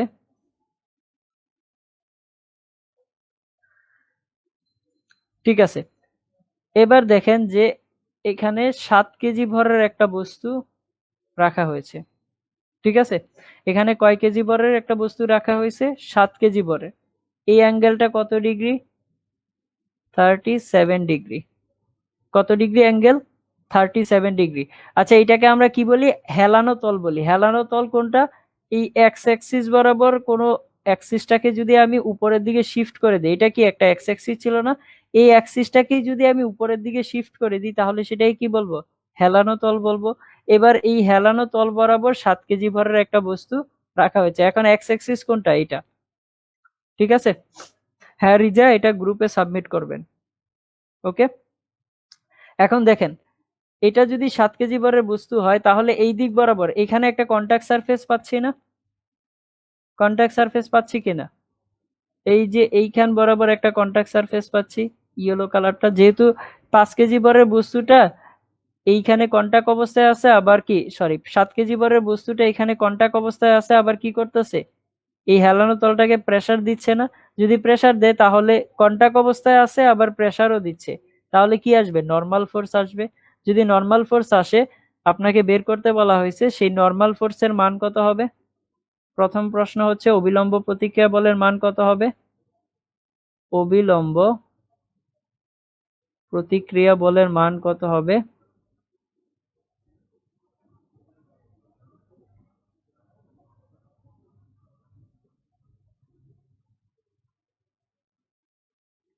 দ্বিতীয় প্রশ্নটা কি? দ্বিতীয় প্রশ্ন হচ্ছে বস্তুটা যদি স্মুথ সারফেস হয়, এই সারফেসটা যদি স্মুথ হয়, এটা কি করবে? নিচের দিকে পড়ে যাবে না? নিচের দিকে পড়ে গেলে সেই দিক বরাবর কি থাকবে? অ্যাক্সিলারেশন থাকবে, তাই না? আপনাকে ত্বরণের মান বের করতে বলা হয়েছে।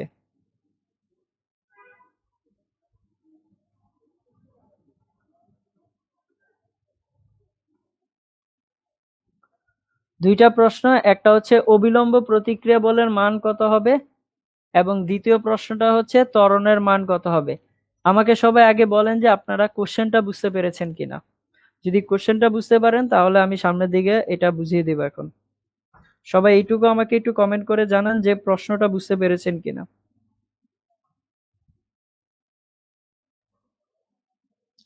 প্রত্যেকে জানাই একটু যে প্রশ্নটা বুঝতে পেরেছি কিনা।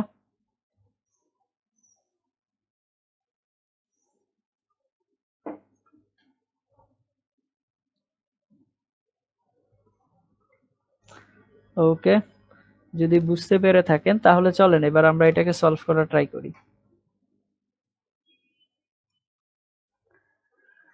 ঠিক আছে, তাহলে এটাকে সলভ করার জন্য, যেহেতু এটা 7 কেজি ভরের বস্তু, এই 7 কেজি ভরের বস্তুর উপরে কি হবে আমাকে, আচ্ছা একজন অ্যান্সার বলতেছে যে শাহরিয়া কি বলতেছে, আর ইজ ইকুয়াল টু 56। চলেন শাহরিয়ার আমরা একটু দেখি সবাই মিলে যে 56 হয় কিনা।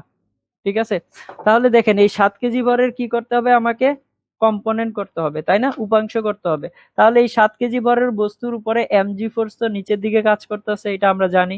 সেটা কত? 70 নিউটন। সেটা কত হবে? 70 নিউটন। এইবার এই এমজি ফোর্সের দুইটা কম্পোনেন্ট হবে না? একটা কম্পোনেন্ট কোন দিক বরাবর হবে? ইনক্লাইন্ড অ্যাক্সিস বরাবর, যেই বরাবর আনত তল আছে, এবং আরেকটা কম্পোনেন্ট কি হবে? তার ঠিক পারপেন্ডিকুলার বরাবর হবে। ঠিক আছে, তাহলে দেখেন যদি এই কোণটা 37 হয় তাহলে এই কোণটা কত? 90। এই কোণটা কত? 53। এটা যদি 53 হয় তাহলে এটাও কি হবে? 37 হবে, কারণ ওই দুইটা কোণ একে অপরের সাথে কি লম্ব বরাবর আছে। এবার এইটা 70-র একটা কম্পোনেন্ট হচ্ছে 37 ডিগ্রি কোণে আছে, তাহলে এটা কত হবে? 70 cos 37। কারণটা কি? কারণ কোণের সাথে আছে যেহেতু, তাহলে cos আসবে।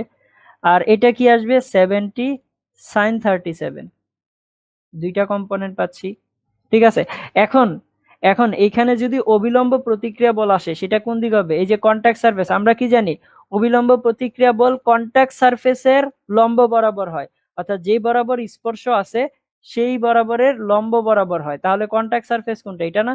তাহলে এইটার লম্ব বরাবর কোনটা দিক? এই দিক হচ্ছে লম্ব দিক। তাহলে আর ইজ ইকুয়াল টু আমরা কি বলতে পারি? আর ইজ ইকুয়াল টু বলতে পারি যে 70 cos 37 ডিগ্রি। তাহলে আর এর ভ্যালু আমরা কি বলতে পারি? যে আর ইজ ইকুয়াল টু 70 cos 37। এবার 70 cos 37 এর মান কত আসে? 70 cos 37 এর মান কত আসবে? আসবে হচ্ছে 55.9, মানে হচ্ছে প্রায় 56। তার মানে এটার অ্যান্সার কত আসবে? 56 নিউটন। ভেরি গুড সাজ্জাদ সারিয়া, আপনি সবার প্রথমে একদম পারফেক্ট অ্যান্সার দিয়েছেন, খুব দ্রুত অ্যান্সার দিয়েছেন, দেখে খুব ভালো লাগলো। ঠিক আছে, তাহলে আর এর ভ্যালু কত হবে? 56 নিউটন। তাহলে ত্বরণের ভ্যালু কত হবে? ত্বরণের ভ্যালু কি বের করা যায় না? অবশ্যই সেটা বের করা যায়। কিভাবে বের করা যায়? আমরা কি জানি, বল যেই দিকে সর্বোচ্চ পরিমাণ বল থাকবে সেই দিক বরাবর ত্বরণের মান থাকবে। তাহলে সর্বোচ্চ পরিমাণ বল কোন দিকে আছে? তো এই ব্লক আর হাওয়ায় ভাসবে না, তাই না? হয় উপরে যাবে না হয় নিচে যাবে। তাহলে উপরে অথবা নিচের যদি দিকে খেয়াল করি তাহলে সর্বোচ্চ পরিমাণ বল কোন দিকে আছে? নিচের দিকে আছে, উপরে তো কোনো বলই নেই। তাহলে অ্যাক্সিলারেশনের ডিরেকশন কোনটা হবে? এই দিকে। এবার যদি এটা যদি হয় অ্যাক্সিলারেশনের ডিরেকশন, তাহলে আমরা কি জানি অ্যাক্সিলারেশন ওই দিকে থাকে যেদিকে ফোর্সের মান বেশি থাকে। তাহলে এই বেশি থেকে আমরা কম ফোর্সটা বাদ দেবো। কম ফোর্স কত? এখানে তো নাই, তাহলে এটা 0। তার মানে 70 sin 37 ইজ ইকুয়াল টু কত? 70 sin 37 minus 0 is equal to কত হবে? এম এর সমান হবে। এম কত? 7। এ কত? এ, আমাকে তো এ এর ভ্যালুই বের করতে বলা হয়েছে। তাহলে এটাকে ক্যালকুলেশন করলে কত আসবে? এই 7 এই 70 কে কতবার যায়? 10। তার মানে 10 sin 37। তাহলে 10 sin 37 এর মান কত আসবে? 6। তাহলে ত্বরণের মান কত আসবে? 6 মিটার পার সেকেন্ড স্কয়ার। সবাই কি এটা বুঝতে পেরেছেন কিনা বলেন? কঠিন কিছু না, কিন্তু আপনাকে জাস্ট হচ্ছে উপাংশ করতে হবে। জাস্ট যদি আপনি উপাংশ করতে পারেন তাহলে এইসব ম্যাথ কিন্তু কোনো প্রবলেম কিছু না। ঠিক আছে, আপনি ইজিলি সলভ করতে পারবেন। Just step by step component করলেই হয়ে যাবে। এটা সবাই বুঝতে পেরেছে কিনা আমাকে জানান। সবাই বুঝতে পেরেছেন কিনা আমাকে জানান কমেন্ট করে। কারো কোনো প্রবলেম? ফার্স্ট একটু জানান যে বুঝতে পেরেছি কিনা।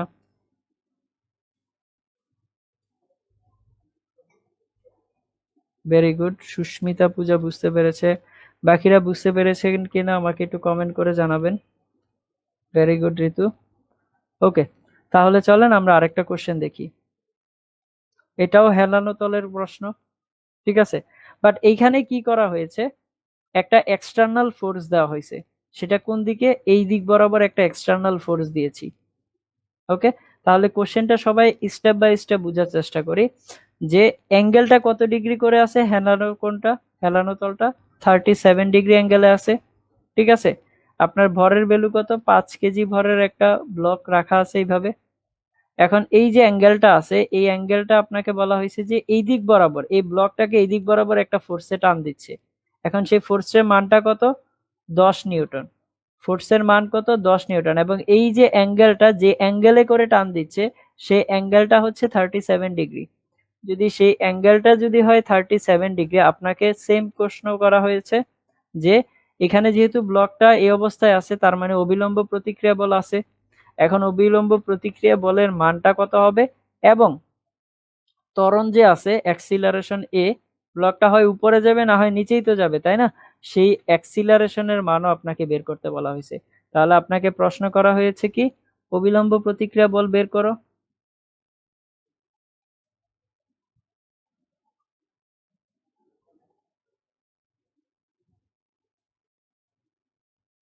কত?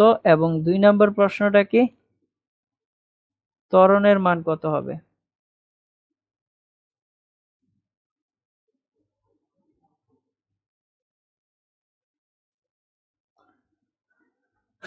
দুইটা প্রশ্ন আপনাকে দেওয়া হয়েছে। এবার দেখেন কেউ সলভ করতে পারেন কিনা। সবাই প্রশ্নটা বুঝতে পারলে আমাকে বলেন, আমরা একসাথে সলভ করব। আর কেউ আগে দিতে পারলে তো ভেরি গুড, এক্সিলেন্ট, এখানে তো কিছু বলারই নেই। ঠিক আছে, শুধুমাত্র এক্সিলেন্ট বলা ছাড়া আর কিছুই নেই। সবাই কি প্রশ্নটা বুঝতে পেরেছেন? হ্যাঁ অথবা না বলেন।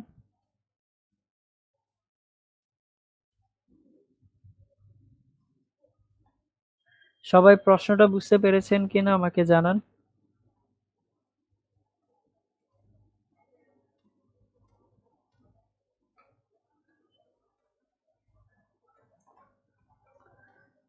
প্রশ্নটা বুঝতে পেরেছেন কিনা আমাকে জানান যে 5 কেজি ভরের এই দিক বরাবর একটা ফোর্স দিয়ে টানা হচ্ছে, সেই ফোর্সটা কত ডিগ্রি অ্যাঙ্গেলে আছে? 37 ডিগ্রি অ্যাঙ্গেলে।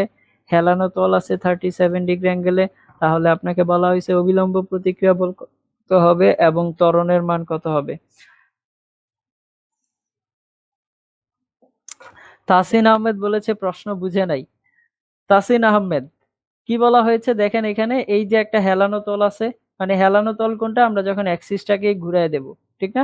তাহলে এখানে হেলানো তল হচ্ছে 37 ডিগ্রি অ্যাঙ্গেলে আছে। 5 কেজি ভরের একটা বস্তু রাখা হয়েছে, যে বস্তুটাকে উপরের দিকে 10 নিউটন বলে টানা হচ্ছে। এখন উপরের দিকে কত ডিগ্রি অ্যাঙ্গেলে টানা হচ্ছে? 37 ডিগ্রি অ্যাঙ্গেলে টানা হচ্ছে। ঠিক আছে, আপনাকে বের করতে বলা হয়েছে অবিলম্ব প্রতিক্রিয়া বলের মান কত হবে। এই যে এখানে যেহেতু কন্টাক্ট সারফেস আছে, এবার এই কন্টাক্ট সারফেসটাকে প্রেসার ক্রিয়েট করতেছে, তাহলে উপরের দিক বরাবর একটা কি হবে? অবিলম্ব বল হবে না? সেই অবিলম্ব বলের মান বের করতে বলা হয়েছে। এখন যদি ব্লকটা উপরে যায় অথবা নিচে যায়, সেক্ষেত্রে অবশ্যই তো ত্বরণ থাকবে, ত্বরণের ডিরেকশনেই তো যাবে, ওই ত্বরণের মানটাও নির্ণয় করতে বলা হয়েছে। আশা করি আপনি কোশ্চেনটা বুঝতে পেরেছেন। চলেন এবার এটাকে সলভ করা ট্রাই করি যে কিভাবে সলভ করা যায়। আমরা কিছুই করব না, এটাতে জাস্ট হচ্ছে একটা কাজই করতে হবে, এতদিন যাবত যা করে আসছি, কম্পোনেন্ট করা। ঠিক আছে, ফ্রি বডি ডায়াগ্রাম আঁকা। আপনাদের এই চ্যাপ্টারের শুরুতে বলেছিলাম যে ফ্রি বডি ডায়াগ্রাম হচ্ছে খুব ইম্পর্টেন্ট একটা কনসেপ্ট। এটা দিয়ে মুখস্থ ছাড়া আপনি যে কোনো প্রশ্ন সলভ করতে পারবেন। বুঝতে পেরেছেন? অনেক বড় বড় প্রশ্নগুলো আপনি মুখস্থ ছাড়া অনায়াসেই সলভ করতে পারবেন শুধুমাত্র এই ফ্রি বডি ডায়াগ্রাম দিয়ে। ওকে, তাহলে চলেন এই 5 কেজি ভরের ফ্রি বডি ডায়াগ্রামটা এঁকে নেই। তাহলে আমি এই 5 কেজি ভরটাকে কি করে ধরে নেব? পয়েন্ট অফ মাস ধরে নেব। তাহলে এইটার ভর কত এখন? এই পয়েন্টের 5 কেজি যদি হয় তাহলে এই পয়েন্ট অফ মাস বরাবর কি করবে? নিচের দিকে এমজি ফোর্স কাজ করবে না? আমি আলাদা করে আঁকতেছি, ব্লকে না এঁকে এবার আলাদা করে এঁকে নিচ্ছি, একই কথা, ঠিক আছে? তাহলে সেটা কত হবে? 5 কেজি। আর জি এর মান যদি হয় 10, যদি জি এর মান 10 ধরে নেই তাহলে কত আসবে? 50 নিউটন হবে। আচ্ছা, রিজা বলতেছে 34 নিউটন, দেখি কত হয়। সবার আগে রিজা একটা অ্যান্সার দিয়েছে, বলতেছে যে সেটার অ্যান্সার হবে, আর এর মান হবে 34। আমরা দেখবো সেটা কত হয়, ঠিক আছে? আচ্ছা, তাহলে সেটা কত? এখানে 50 নিউটন। ওকে, 50 নিউটন আমরা এঁকে নিলাম। আর কোনটা ফোর্স আছে আমরা সেটাও দেখি। আর ফোর্স আছে হচ্ছে যে এই যে এর সাথে অ্যাঙ্গেল করে আছে একটা ফোর্স, সেটা হচ্ছে 10 নিউটন মানের ফোর্স। তাহলে 10 নিউটন মানের ফোর্সটা আমরা এইদিকে এঁকে নেই। তাহলে এই ফোর্সের মান হচ্ছে কত নিউটন? 10 নিউটন, ঠিক আছে? এবং সেটা কত ডিগ্রি কোণে আছে? 37 ডিগ্রি কোণে আছে। ওকে, আচ্ছা, এই যে 50 নিউটন এঁকেছি, এই 50 নিউটনের দুইটা কম্পোনেন্ট হবে না? একটা কম্পোনেন্ট হবে কোন দিক বরাবর? এই দিক বরাবর, এই যে ইনক্লাইন্ড অ্যাক্সিস বরাবর। আরেকটা কম্পোনেন্ট কি হবে? এর পারপেন্ডিকুলার বরাবর, লম্ব বরাবর হবে। এবার এই কোণটা যদি 37 হয়, অর্থাৎ এই যে 50 নিউটন এমজি ফোর্স, এরই তো দুইটা কম্পোনেন্ট রাখতেছি, একটা কম্পোনেন্ট এইদিকে, একটা কম্পোনেন্ট এর লম্ব বরাবর। তাহলে এই কোণটা 37 হলে এই কোণটাও তো 37। তাহলে আমরা এখানে এই কোণটা দিয়ে নিলাম কত? 37 ডিগ্রি। তাহলে একটা কম্পোনেন্ট কি পাবো? 50 cos 37। আরেকটা কম্পোনেন্ট কি পাবো? 50 sin 37। দুইটা কম্পোনেন্ট হয়ে গেছে। এবার এইখানে যেহেতু কন্টাক্ট সারফেস, তার মানে এই কন্টাক্ট সারফেসের লম্ব বরাবর আরেকটা উপাংশ ভেক্টর পাবো না? সেটা কি? অভিলম্ব প্রতিক্রিয়া বল। তার মানে ঠিক এই দিক বরাবর কি পাবো আমরা? অভিলম্ব প্রতিক্রিয়া বল পাবো। আর আচ্ছা, এই যে 10 নিউটন মানের বলটা ছিল, এটাও তো একটা অ্যাঙ্গেলের সাথে ছিল 37 ডিগ্রি কোণে। তাহলে এরও তো দুইটা কম্পোনেন্ট হবে, একটা কম্পোনেন্ট হবে এই দিক বরাবর, আর একটা কম্পোনেন্ট হবে কি? আর লম্ব বরাবর। তাহলে একটা কম্পোনেন্ট এঁকে নিচ্ছি এই দিক বরাবর, এবং সেটা কত আসবে? 10 cos 37। আর ঠিক আরেকটা কম্পোনেন্ট কি হবে? তার লম্ব বরাবর, সেটা কত হবে? 10 sin 37। আশা করি আমাদের সবগুলা ফোর্স দেখানো হয়ে গেছে। যদি এবার সবগুলা ফোর্স দেখানো হয়ে যায়, আমার প্রথমে অবস্থায় কি চেয়েছে? যে অবিলম্ব প্রতিক্রিয়া বল চেয়েছে। যদি অবিলম্ব প্রতিক্রিয়া বল চায়, তাহলে এই আর plus 10 sin 37 is equal to কত হবে? 50 cos 37। এই দুইটা এইটাকেই তো ব্যালেন্স করতেছে, তাই না? তাহলে আমরা লিখতে পারি আর plus 10 sin 37 is equal to কত? 50 cos 37। ক্লিয়ার? তাহলে এখান থেকে 50 cos 37 থেকে যদি আমি 10 sin 37 বাদ দেই, তাহলে আর এর মান কত পাবো? যেটা রিজা বলেছিল 34 নিউটন, এটাই আসবে। তাহলে আর এর ভ্যালু কত আসবে এখানে? 34 নিউটন। বুঝতে পেরেছি? ধন্যবাদ রিজা, সবার আগে আপনি পারফেক্ট অ্যান্সার দিয়েছেন, ভেরি গুড। তাহলে এটা কত হবে? আর এর ভ্যালুটা 34 নিউটন। এবার দেখেন, এবার হচ্ছে যে আমরা কি বের করতে বলা হয়েছে? ত্বরণের মান। এখন ত্বরণ কোন দিকে পাবো? হয় ব্লকটা উপরে যাবে, না হয় ব্লকটা নিচে নামবে। এখন ব্লকটা উপরে যাচ্ছে না নিচে যাচ্ছে, এটা বুঝবো কিভাবে? এটা বুঝবো যে এই দুইটার ক্যালকুলেশন থেকে। দেখেন 10 cos 37 যদি বড় হয়, এই দিকে কোনটা আছে? 10 cos 37। তাহলে 10 cos 37 এর মান কত আসে? 10 cos 37 এর মান আসে 8, প্রায় কত আসবে? 8 নিউটন। আর 50 sin 37 এর মান কত আসবে? আচ্ছা, 10 cos 37 ছিল, তাই না? তাহলে 10 cos 37 এর মান আসবে হচ্ছে আপনার 8 নিউটন। আর হচ্ছে 50 sin 37 এর মান আসবে হচ্ছে আপনার 30 নিউটন। এবার বলেন কোনটা বড়? অবশ্যই 8 থেকে 30 বড়। যদি 8 থেকে 30 বড় হয়, অ্যাক্সিলারেশন কোন ডিরেকশনে থাকবে? 8 এর দিকে থাকবে নাকি 30 এর দিকে থাকবে? অ্যাক্সিলারেশন অর্থাৎ ত্বরণের মানটা কোন দিকে থাকবে? 8 এর দিকে থাকবে নাকি 30 এর দিকে থাকবে? কেউ বলতে পারবো ত্বরণের মান কোন দিকে থাকবে? 30 অথবা 8, অবশ্যই যে ফোর্সের মানটা বেশি সেই দিকে থাকবে। তার মানে কোন দিকে থাকবে? 30-এর দিকে থাকবে না অ্যাক্সিলারেশন? তাহলে যদি 30-এর দিকে থাকে, এবার এখান থেকে আমরা বলতে পারি না যে 30 মাইনাস বড়টা থেকে ছোটটা বাদ দেব, তাহলে কত আসবে? 30 minus 8, 30 minus 8 is equal to কত আসবে? নেট ফোর্সের সমান হবে, এম এর সমান হবে নেট ফোর্স। তাহলে এম ইন্টু এ, এম এর ভ্যালু কত? 5 ইন্টু কত? এ। তাহলে 30 থেকে 8 গেলে কত থাকবে? 22 ডিভাইডেড বাই 5। তাহলে ত্বরণের ভ্যালু কত আসবে? ত্বরণের ভ্যালু আসবে হচ্ছে a is equal to 22/5 metre per second square. সবাই কি এটা বুঝতে পেরেছি? তাহলে এটা হচ্ছে কি আপনার আর এর ভ্যালু, আর এর মান 34 নিউটন, আর এটা হচ্ছে কি তার ত্বরণ 22/5 metre per second square. Clear সবাই? একটু কমেন্ট করে জানাবেন যে সবাই ক্লিয়ার কিনা। আর অবশ্যই এই লাইভটা শেয়ার করে দেন, শেয়ার করে দেন যেন বন্ধুরাও আপনার সাথে এই ক্লাসটা করতে পারে। ক্লাস হয় হচ্ছে আপনার শুক্র, শনি, সোম, বুধবার রাত 8:30টার দিক থেকে। ঠিক আছে? আচ্ছা, তাহলে এটা সবাই বুঝতে পেরেছি? একটু কমেন্ট করে জানাই যে এটা বুঝতে পেরেছি কিনা। দ্রুত সবাই কমেন্ট করে জানাই যে বুঝতে পেরেছি কিনা। ওকে ঋতু, ভেরি গুড। সবাই একটু কমেন্ট করে জানান যে এটা বুঝতে পেরেছেন কিনা।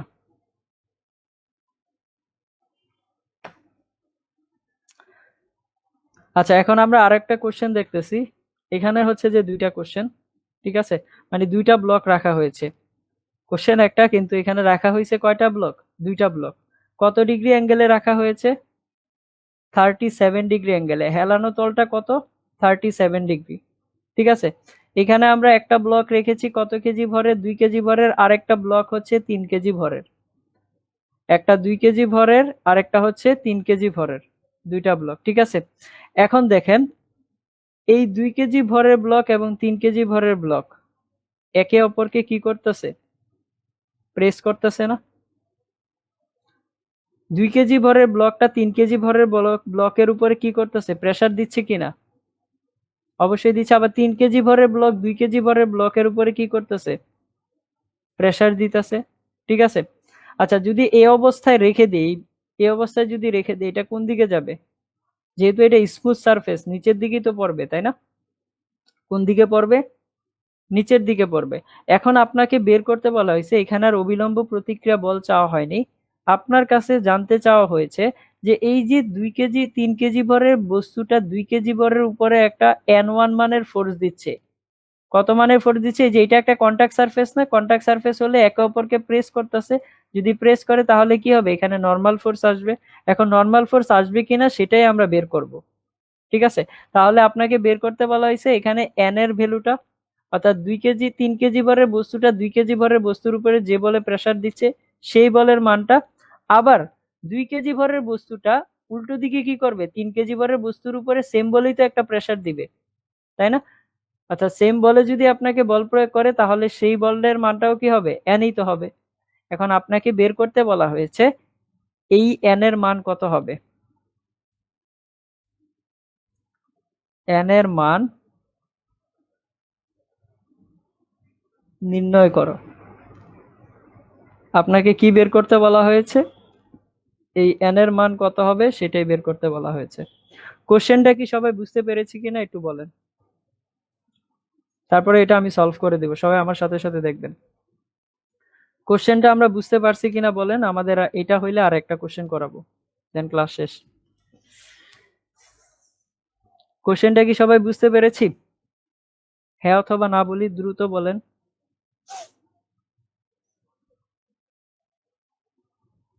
দ্রুত সবাই একটু বলি যে কোশ্চেনটা বুঝতে পেরেছি কিনা। যেখানে কোশ্চেনটা কি 2 কেজি ভরের 3 কেজি ভরের বস্তুটা 2 কেজি ভরের উপরে একটা ফোর্স দিচ্ছে এন মানের, আবার ঠিক 2 কেজি ভরের বস্তুটা কি করবে? 3 কেজি ভরের বস্তুর উপরে এন মানের ফোর্সই তো দিবে। আপনাকে সেই এন এর মান বের করতে বলা হয়েছে। আচ্ছা, সবাই বলেছে, সুস্মিতা বলেছে বুঝতে পেরেছে। আশা করি বাকিরা সবাই বুঝতে পেরেছেন। তাহলে চলেন এটা আমরা সবাই একসাথে সলভ করার ট্রাই করি। ঠিক আছে, আচ্ছা এবার এইটা সলভ করার জন্য আমি সিস্টেম ধরে নেই, ঠিক আছে? যদি এইটাকে সিস্টেম ধরে নেই তাহলে কি n এর মান থাকবে? আমাকে সবাই ফার্স্ট এখন দেখি কে দ্রুত আমাকে কমেন্ট করে জানাতে পারেন যে আমি যদি এটাকে সিস্টেম ধরে নেই তাহলে n এর মান থাকবে কি থাকবে না? দ্রুত কমেন্ট করে জানান যে থাকবে কি থাকবে না। যদি আমি এটাকে সিস্টেম ধরে নেই, সিস্টেম ধরলে সেটা কত হবে? 5 কেজি হবে। তখন সেখানে n এর মান থাকবে কি থাকবে না?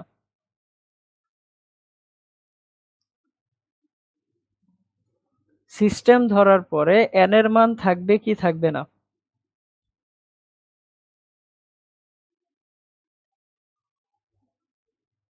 থাকবে না। Very good, very good, very good. প্রত্যেকে সঠিক অ্যান্সার দিয়েছেন। এখানে এটাকে যখন আমি সিস্টেম ধরে নেব এখানে n এর মান থাকবে না। কেন থাকবে না? কারণ হচ্ছে n হচ্ছে অভ্যন্তরীণ বল এবং একে অপরের কি সমান এবং বিপরীত, তার মানে তখন নিজেদের মধ্যে কি হয়ে যাবে? ক্যান্সেল আউট হয়ে যাবে। ঠিক আছে? এবার এটাকে সিস্টেম ধরে আমি সলভ করার ট্রাই করি। তাহলে যখন সিস্টেম ধরবে এর ভর কত হবে? 5 কেজি হবে না? নরমাল ফোর্স তো নেই। তাহলে 5 কেজি ভরের বস্তুর উপরে নিচে কত লাগবে? mg লাগবে। তাহলে নিচে লাগতেছে mg, মানে হচ্ছে কত নিউটন? 50 নিউটন। mg মানে কত হবে? 50। আচ্ছা, এরপরে এইটার কয়টা কম্পোনেন্ট আসবে? দুইটা। একটা হবে ইনক্লাইন্ড অ্যাক্সিস বরাবর, একটা হচ্ছে ইনক্লাইন্ড অ্যাক্সিস বরাবর, আর একটা হবে কি তার ঠিক লম্ব বরাবর। ঠিক আছে? তাহলে এই কোণটা যদি 37 হয়, স্যার এই কোণটাও তো 37 হবে। তাহলে এটাও কত হবে? 37। এটা তো আমরা সবাই জানি, তাই না? তাহলে এইটা কি হবে? mg cos 37 একটা পাবো কম্পোনেন্ট কি mg cos 37, আরেকটা কম্পোনেন্ট কি আসবে? mg sin 37। দুইটা কম্পোনেন্ট পাবো। আরেকটা আছে না, সেটা হচ্ছে অবিলম্ব প্রতিক্রিয়া বল n, সেটা কোন দিকে লাগবে? উপরের দিক বরাবর লাগবে। যেহেতু এই যে এটা কন্টাক্ট সারফেস, তার মানে উপরের দিকে কি লাগবে? অবিলম্ব প্রতিক্রিয়া বল লাগবে। ঠিক আছে? তাহলে সেটা হবে কি n। এখন ধরেন যে বস্তুটাকে যদি এইভাবে রাখা হয়, বস্তুটার ভর কোন দিকে যাবে? অর্থাৎ এই 5 কেজি ভরের বস্তুটা কোন দিকে যাবে? অবশ্যই নিচের দিকে পড়বে। কেন নিচের দিকে পড়বে? আমরা এটা একটু আগে দেখে বলছিলাম, কিন্তু এখন বলার চেষ্টা করি যে এটা কেন নিচের দিকে পড়বে। কারণ উপরের দিকে কোনো ফোর্স আছে? আমি তো সবগুলা ফোর্স এখানে এঁকেই ফেলছি। সবগুলা ফোর্স যখন এঁকে ফেলছি তার মানে উপরের দিকে কোনো ফোর্স নাই। সব ফোর্স কোন দিকে আছে? এই দিক বরাবর আছে। এবং এই দিক বরাবর যদি থাকে তাহলে এটাই হবে কি তার অ্যাক্সিলারেশনের ডিরেকশন, ত্বরণের দিক। তাহলে আমরা কি জানি যে mg minus zero, mg sine 37 minus zero is equal to কত? m এর সমান হবে। তাহলে লিখতে পারি যে mg sine 37 minus zero. Zero কেন লিখেছি? পেছন দিয়ে কোনো ফোর্স নাই। ইজ ইকাল টু কত? m a. m কত? 5 ইন্টু কত? a। তাহলে এখান থেকে কি আমি ত্বরণের ভ্যালুটা পাবো না? তাহলে mg সাইন 37 কে যদি 5 দ্বারা ভাগ করি তাহলে কত হবে? 6 হবে। তাহলে সেটা হবে কত? 6 মিটার পার সেকেন্ড স্কয়ার। তাহলে আমি ত্বরণটা পেয়ে যাচ্ছি। ত্বরণটা কত? 6 মিটার পার সেকেন্ড স্কয়ার। এখন এই ত্বরণ তো এই দুইটা ব্লকের জন্য সেম। আমরা শুরুতেই একটা কথা লিখে আসছিলাম যে একটা ব্লকের উপরে বিভিন্ন ফোর্স কাজ করতে পারে, বাট ত্বরণ কি হবে? একই হবে।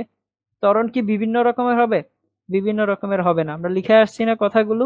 আচ্ছা, যদি লিখে আসি এবার ত্বরণ তার মানে একই হবে। ঠিক আছে? এবার আসেন আমি আলাদা আলাদা ভাবে 2 কেজি এবং 3 কেজির এফবিডি ডায়াগ্রাম আঁকবো। ঠিক আছে?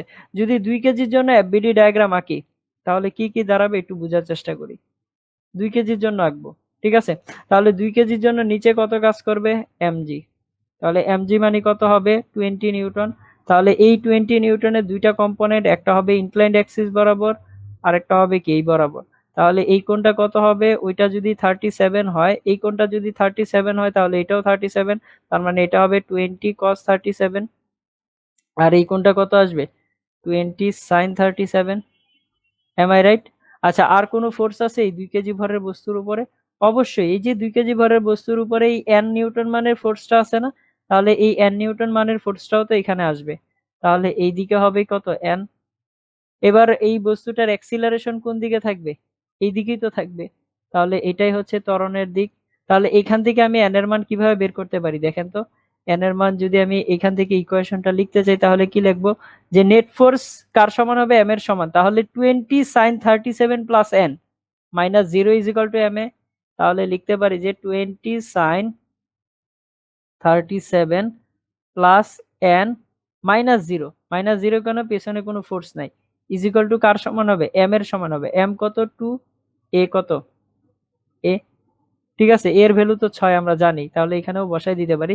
তাহলে এখান থেকে এন এর ভ্যালু কত পাবো? এন এর ভ্যালু পাবো না যে 2 ইন্টু 6, এর ভ্যালু কত? 6, 6 মানে কত হবে? 6 দুগুণে 12, তাহলে 12 মাইনাস কত? 20 সাইন 37, তাহলে 12 মাইনাস 20 সাইন 37 ক্যালকুলেশন করলে কত আসবে এন এর ভ্যালু?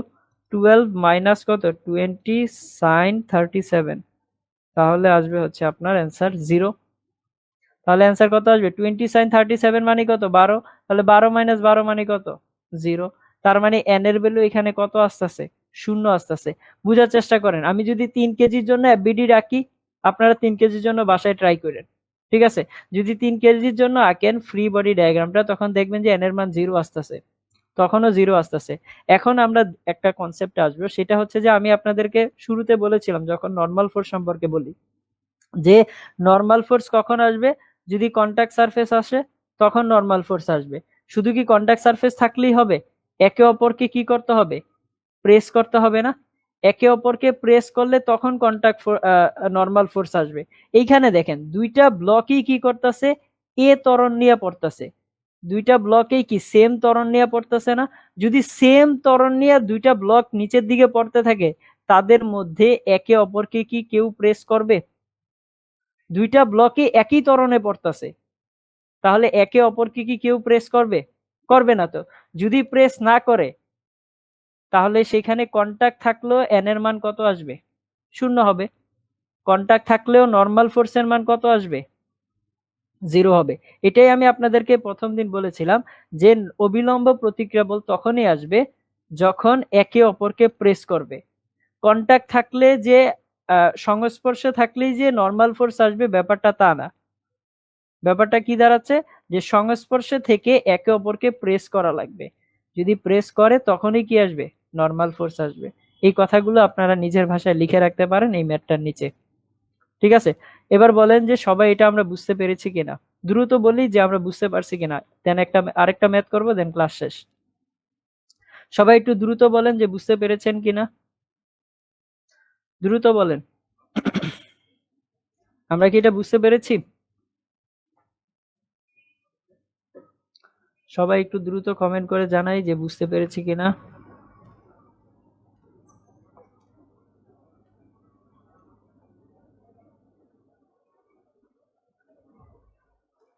সবাই একটু দ্রুত কমেন্ট করে জানাবেন যে বুঝতে পেরেছেন কিনা। ওকে, ওকে, ভেরি গুড, ভেরি গুড, একেবারে সাবাস তাহসিন। ঠিক আছে, চলেন তাহলে আমরা সামনের দিকে আগাই। এখানে সামনের দিকে হচ্ছে আপনাদের জন্য একটা হোমওয়ার্ক দেব। এই কোশ্চেনটাই এখানে আমি ভ্যালু চেঞ্জ করে দেব, দেন এটা আপনারা বাসায় হোমওয়ার্ক হিসেবে করে রাখবেন। ঠিক আছে, সাপোজ ধরেন এটার ভর হচ্ছে 5 কেজি, এটার ভর হচ্ছে 7 কেজি। ঠিক আছে, আর এই অ্যাঙ্গেলটা যদি হয় 53 ডিগ্রি, আপনাকে সেম প্রশ্ন করা হয়েছে যে যদি 7 কেজি ভরের বস্তুটা 5 কেজি ভরের উপরে এন বলে প্রেস করে চাপ দেয়, তাহলে 5 কেজি ভরের বস্তুটাও কি করবে? 7 কেজি ভরের বস্তুর উপরে এন বলে প্রেস দিবে। তাহলে আপনাকে বের করতে বলা হয়েছে যে এন এর মান কত হবে। ঠিক আছে, আর এন এর মান বের করতে গেলে আপনার তো ত্বরণ বের করাই লাগবে, সেটা সম্পর্কে আর নাই বলি।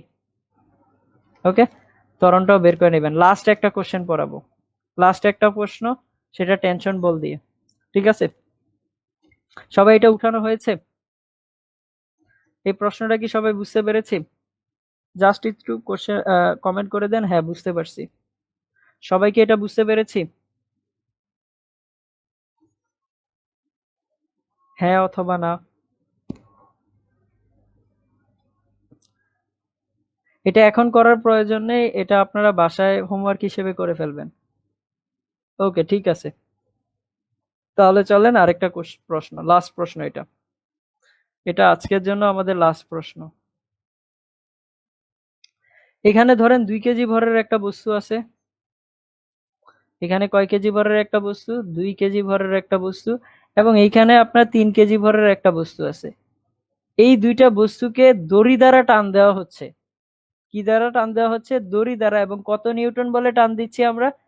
100 নিউটন বলে দড়ি দ্বারা এটাকে সামনের দিকে টান দিয়ে নিয়ে যাচ্ছি। কি দিয়ে? দড়ি দিয়ে। আচ্ছা, দড়ি দিয়ে যদি কোনো বস্তুকে টান দেই তাহলে সেখানে কোন ধরনের বল আসতে পারে? সবাই দেখি কে কত দ্রুত কমেন্টে বলতে পারেন। সেখানে কোন ধরনের বল আসবে যদি দড়ি দ্বারা কোনো বস্তুকে টান দেই? তাহলে কোন ধরনের বল আসতে পারে? দেখি কে কত ফাস্ট অ্যান্সার দিতে পারেন আমি কোশ্চেনটা লিখতে লিখতে। প্রশ্ন হচ্ছে যে নির্ণয় করতে হবে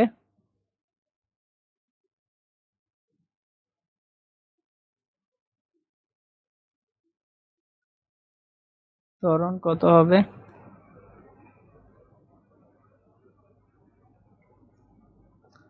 টেনশন ফোর্স।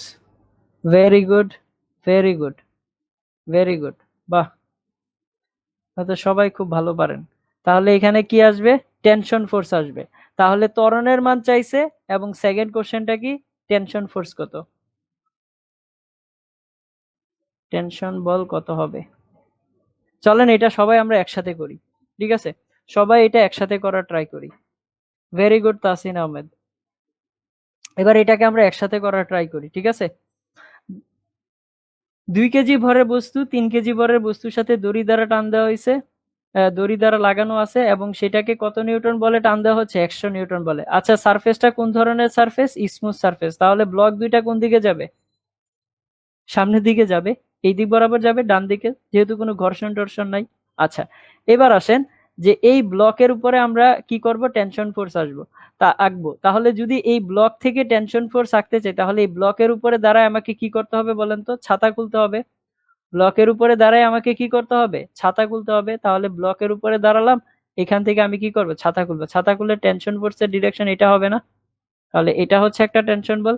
যদি এটার জন্য আমি 2 কেজি ভরের বস্তুর জন্য টেনশন বলের মান আঁকতে চাই তাহলে কি হবে? দিকটা যদি আঁকতে চাই তাহলে এইখানে দাঁড়াইলাম, এখানে দাঁড়ায় আমি ছাতা খুলবো। তাহলে এটা হবে কি? টেনশন বলের মান। তাহলে এই দুইটা টেনশন বল কি হবে? একই দড়ির উপরে যেহেতু, সেটা কি হবে? এ যে বলে টান দিবে, এও কি বলে টান দিবে? সেম বলে টান দিবে। আর ওই টেনশন ফোর্সটাই কি করবে? এই বস্তুটাকে সামনের দিকে নিয়ে যাবে। ক্লিয়ার? আচ্ছা, এবার আমরা যদি 2 কেজি ভরের এফবিডি ডায়াগ্রামটা আঁকি, আমাকে ত্বরণের মান বের করতে বলা হয়েছে। তাহলে ত্বরণের মান বের করার আগে আমরা সেটা আগে নর্মাল ভাবে করি, তারপরে শর্ট ট্রিকে দেখব। যদি আমি 2 কেজি ভরের বস্তুটার এফবিডি ডায়াগ্রাম আঁকি তাহলে কি আসবে? 2 এর উপরে নিচে লাগবে কত? এমজি। নিচে কত লাগবে? এমজি। উপরে লাগবে কত? নর্মাল ফোর্স, অবিলম্ব প্রতিক্রিয়া বল আর। ঠিক আছে? আর 2 কেজি ভরের বস্তুর উপরে কি টেনশন ফোর্স কাজ করতেছে না? এই যে আমরা যখন একটা টেনশন ফোর্সের কথা বলেছিলাম তখন আপনাদেরকে কিন্তু একটা স্টার দিয়ে লাইন লিখাইছিলাম। কি লাইন লিখাইছিলাম? যে দড়ির উপরে আঁকতেছি বাট কাজ করতেছে কার উপরে? ব্লকের উপরে। টেনশন ফোর্সটা আঁকতেছি দড়ির উপরে বাট কাজ করতেছে কার উপরে? ব্লকের উপরে। দেখেন এই ব্লকের যখন আমি এফবিডি আঁকতেছি তখনই কিন্তু টেনশন ফোর্সটা নিচ্ছি। সেটা কার জন্য? 2 কেজি ভরের বস্তুর জন্য। ঠিক আছে? তাহলে এবার ত্বরণের দিক কোনটা হবে? ডান দিকে হবে ত্বরণের দিক। তাহলে এটাই হচ্ছে ত্বরণের দিক। এবার আমরা এখান থেকে কি লিখতে পারি? t minus 0 is equal to কার সমান হবে? m এর সমান হবে। তার মানে t ইজ ইকুয়াল টু কত? m এ। তাহলে m এর ভ্যালু কত? 2। তার মানে t ইজ ইকুয়াল টু কত? 2a। এটা পেলাম একটা ইকুয়েশন। আরেকটা ইকুয়েশন আমরা কোথা থেকে পাবো? 3 কেজি ভরের বস্তুর জন্য। তাহলে 3 কেজি ভরের বস্তুর জন্য এফবিডি ডায়াগ্রামটা এঁকে নেই। 3 কেজি ভরের বস্তুর জন্য যদি এফবিডি আঁকি, নিচে লাগবে কত? 30। নিচে কত লাগবে? 30। আর উপরে লাগবে কত? R2 ধরে নেন। ঠিক আছে? আর বাম দিকে কত লাগবে? বাম দিকে লাগবে হচ্ছে এই 3 কেজির জন্য বাম দিকে কত লাগবে? Tension force. আর ডান দিকে লাগবে কত? 100 নিউটন। তাহলে ডান দিকে হচ্ছে কত? 100 নিউটন।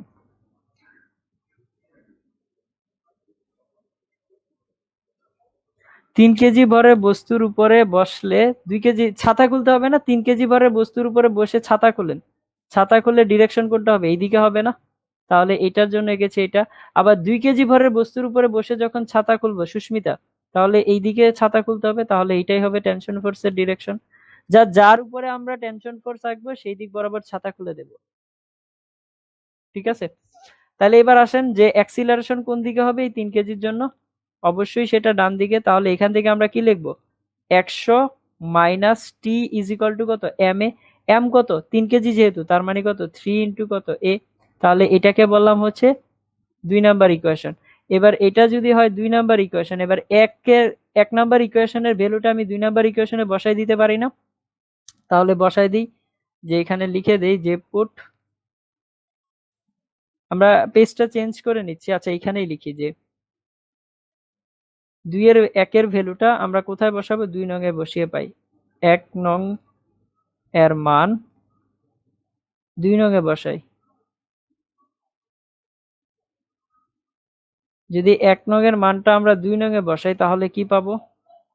তাহলে পাবো হচ্ছে t = 2a, তার মানে এখানে আসবে 2a, তাহলে কত আসবে? 100 - 2a = কত? 3a। তাহলে 2a + 3a মানে কত? 5a।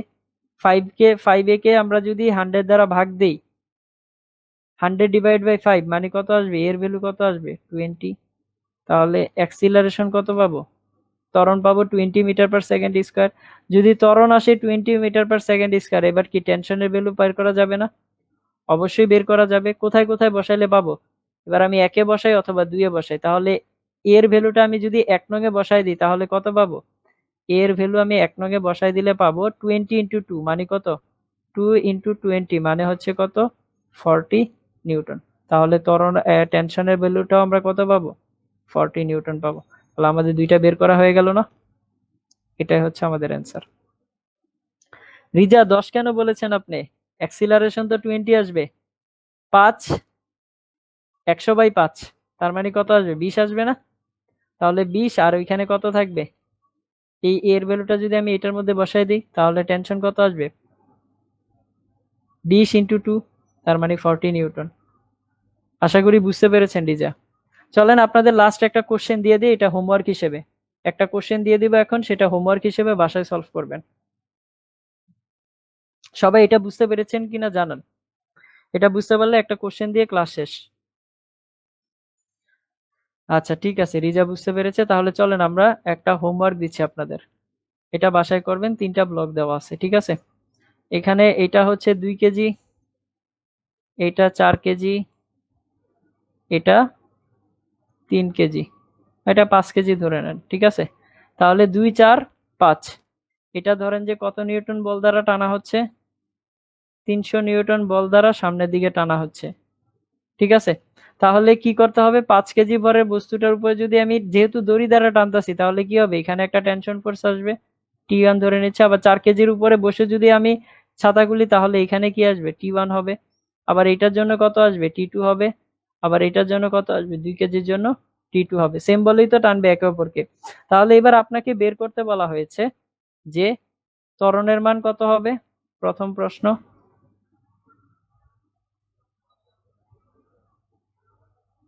ত্বরণের মান কত হবে এবং কি বের করতে বলা হয়েছে? টানা বল T1 এবং T2 সমান সমান কত হবে? এই দুইটা প্রবলেম আপনাকে সলভ করতে বলা হয়েছে। কি ত্বরণের মান কত, টানা বল T1 এবং T2 কত? সবাই কমেন্ট করে জানান যে প্রশ্নটা বুঝতে পেরেছি কিনা। আর আজকের ক্লাস আমাদের আজকে এই পর্যন্তই থাকবে। আমরা আবার নেক্সট ক্লাসে সামনের টপিকসগুলো নিয়ে হাজির হব। সবাই প্রশ্নটা বুঝতে পেরেছেন কিনা আমাকে জানান, দ্রুত জানান যে আমরা প্রশ্নটা বুঝতে পেরেছি কিনা।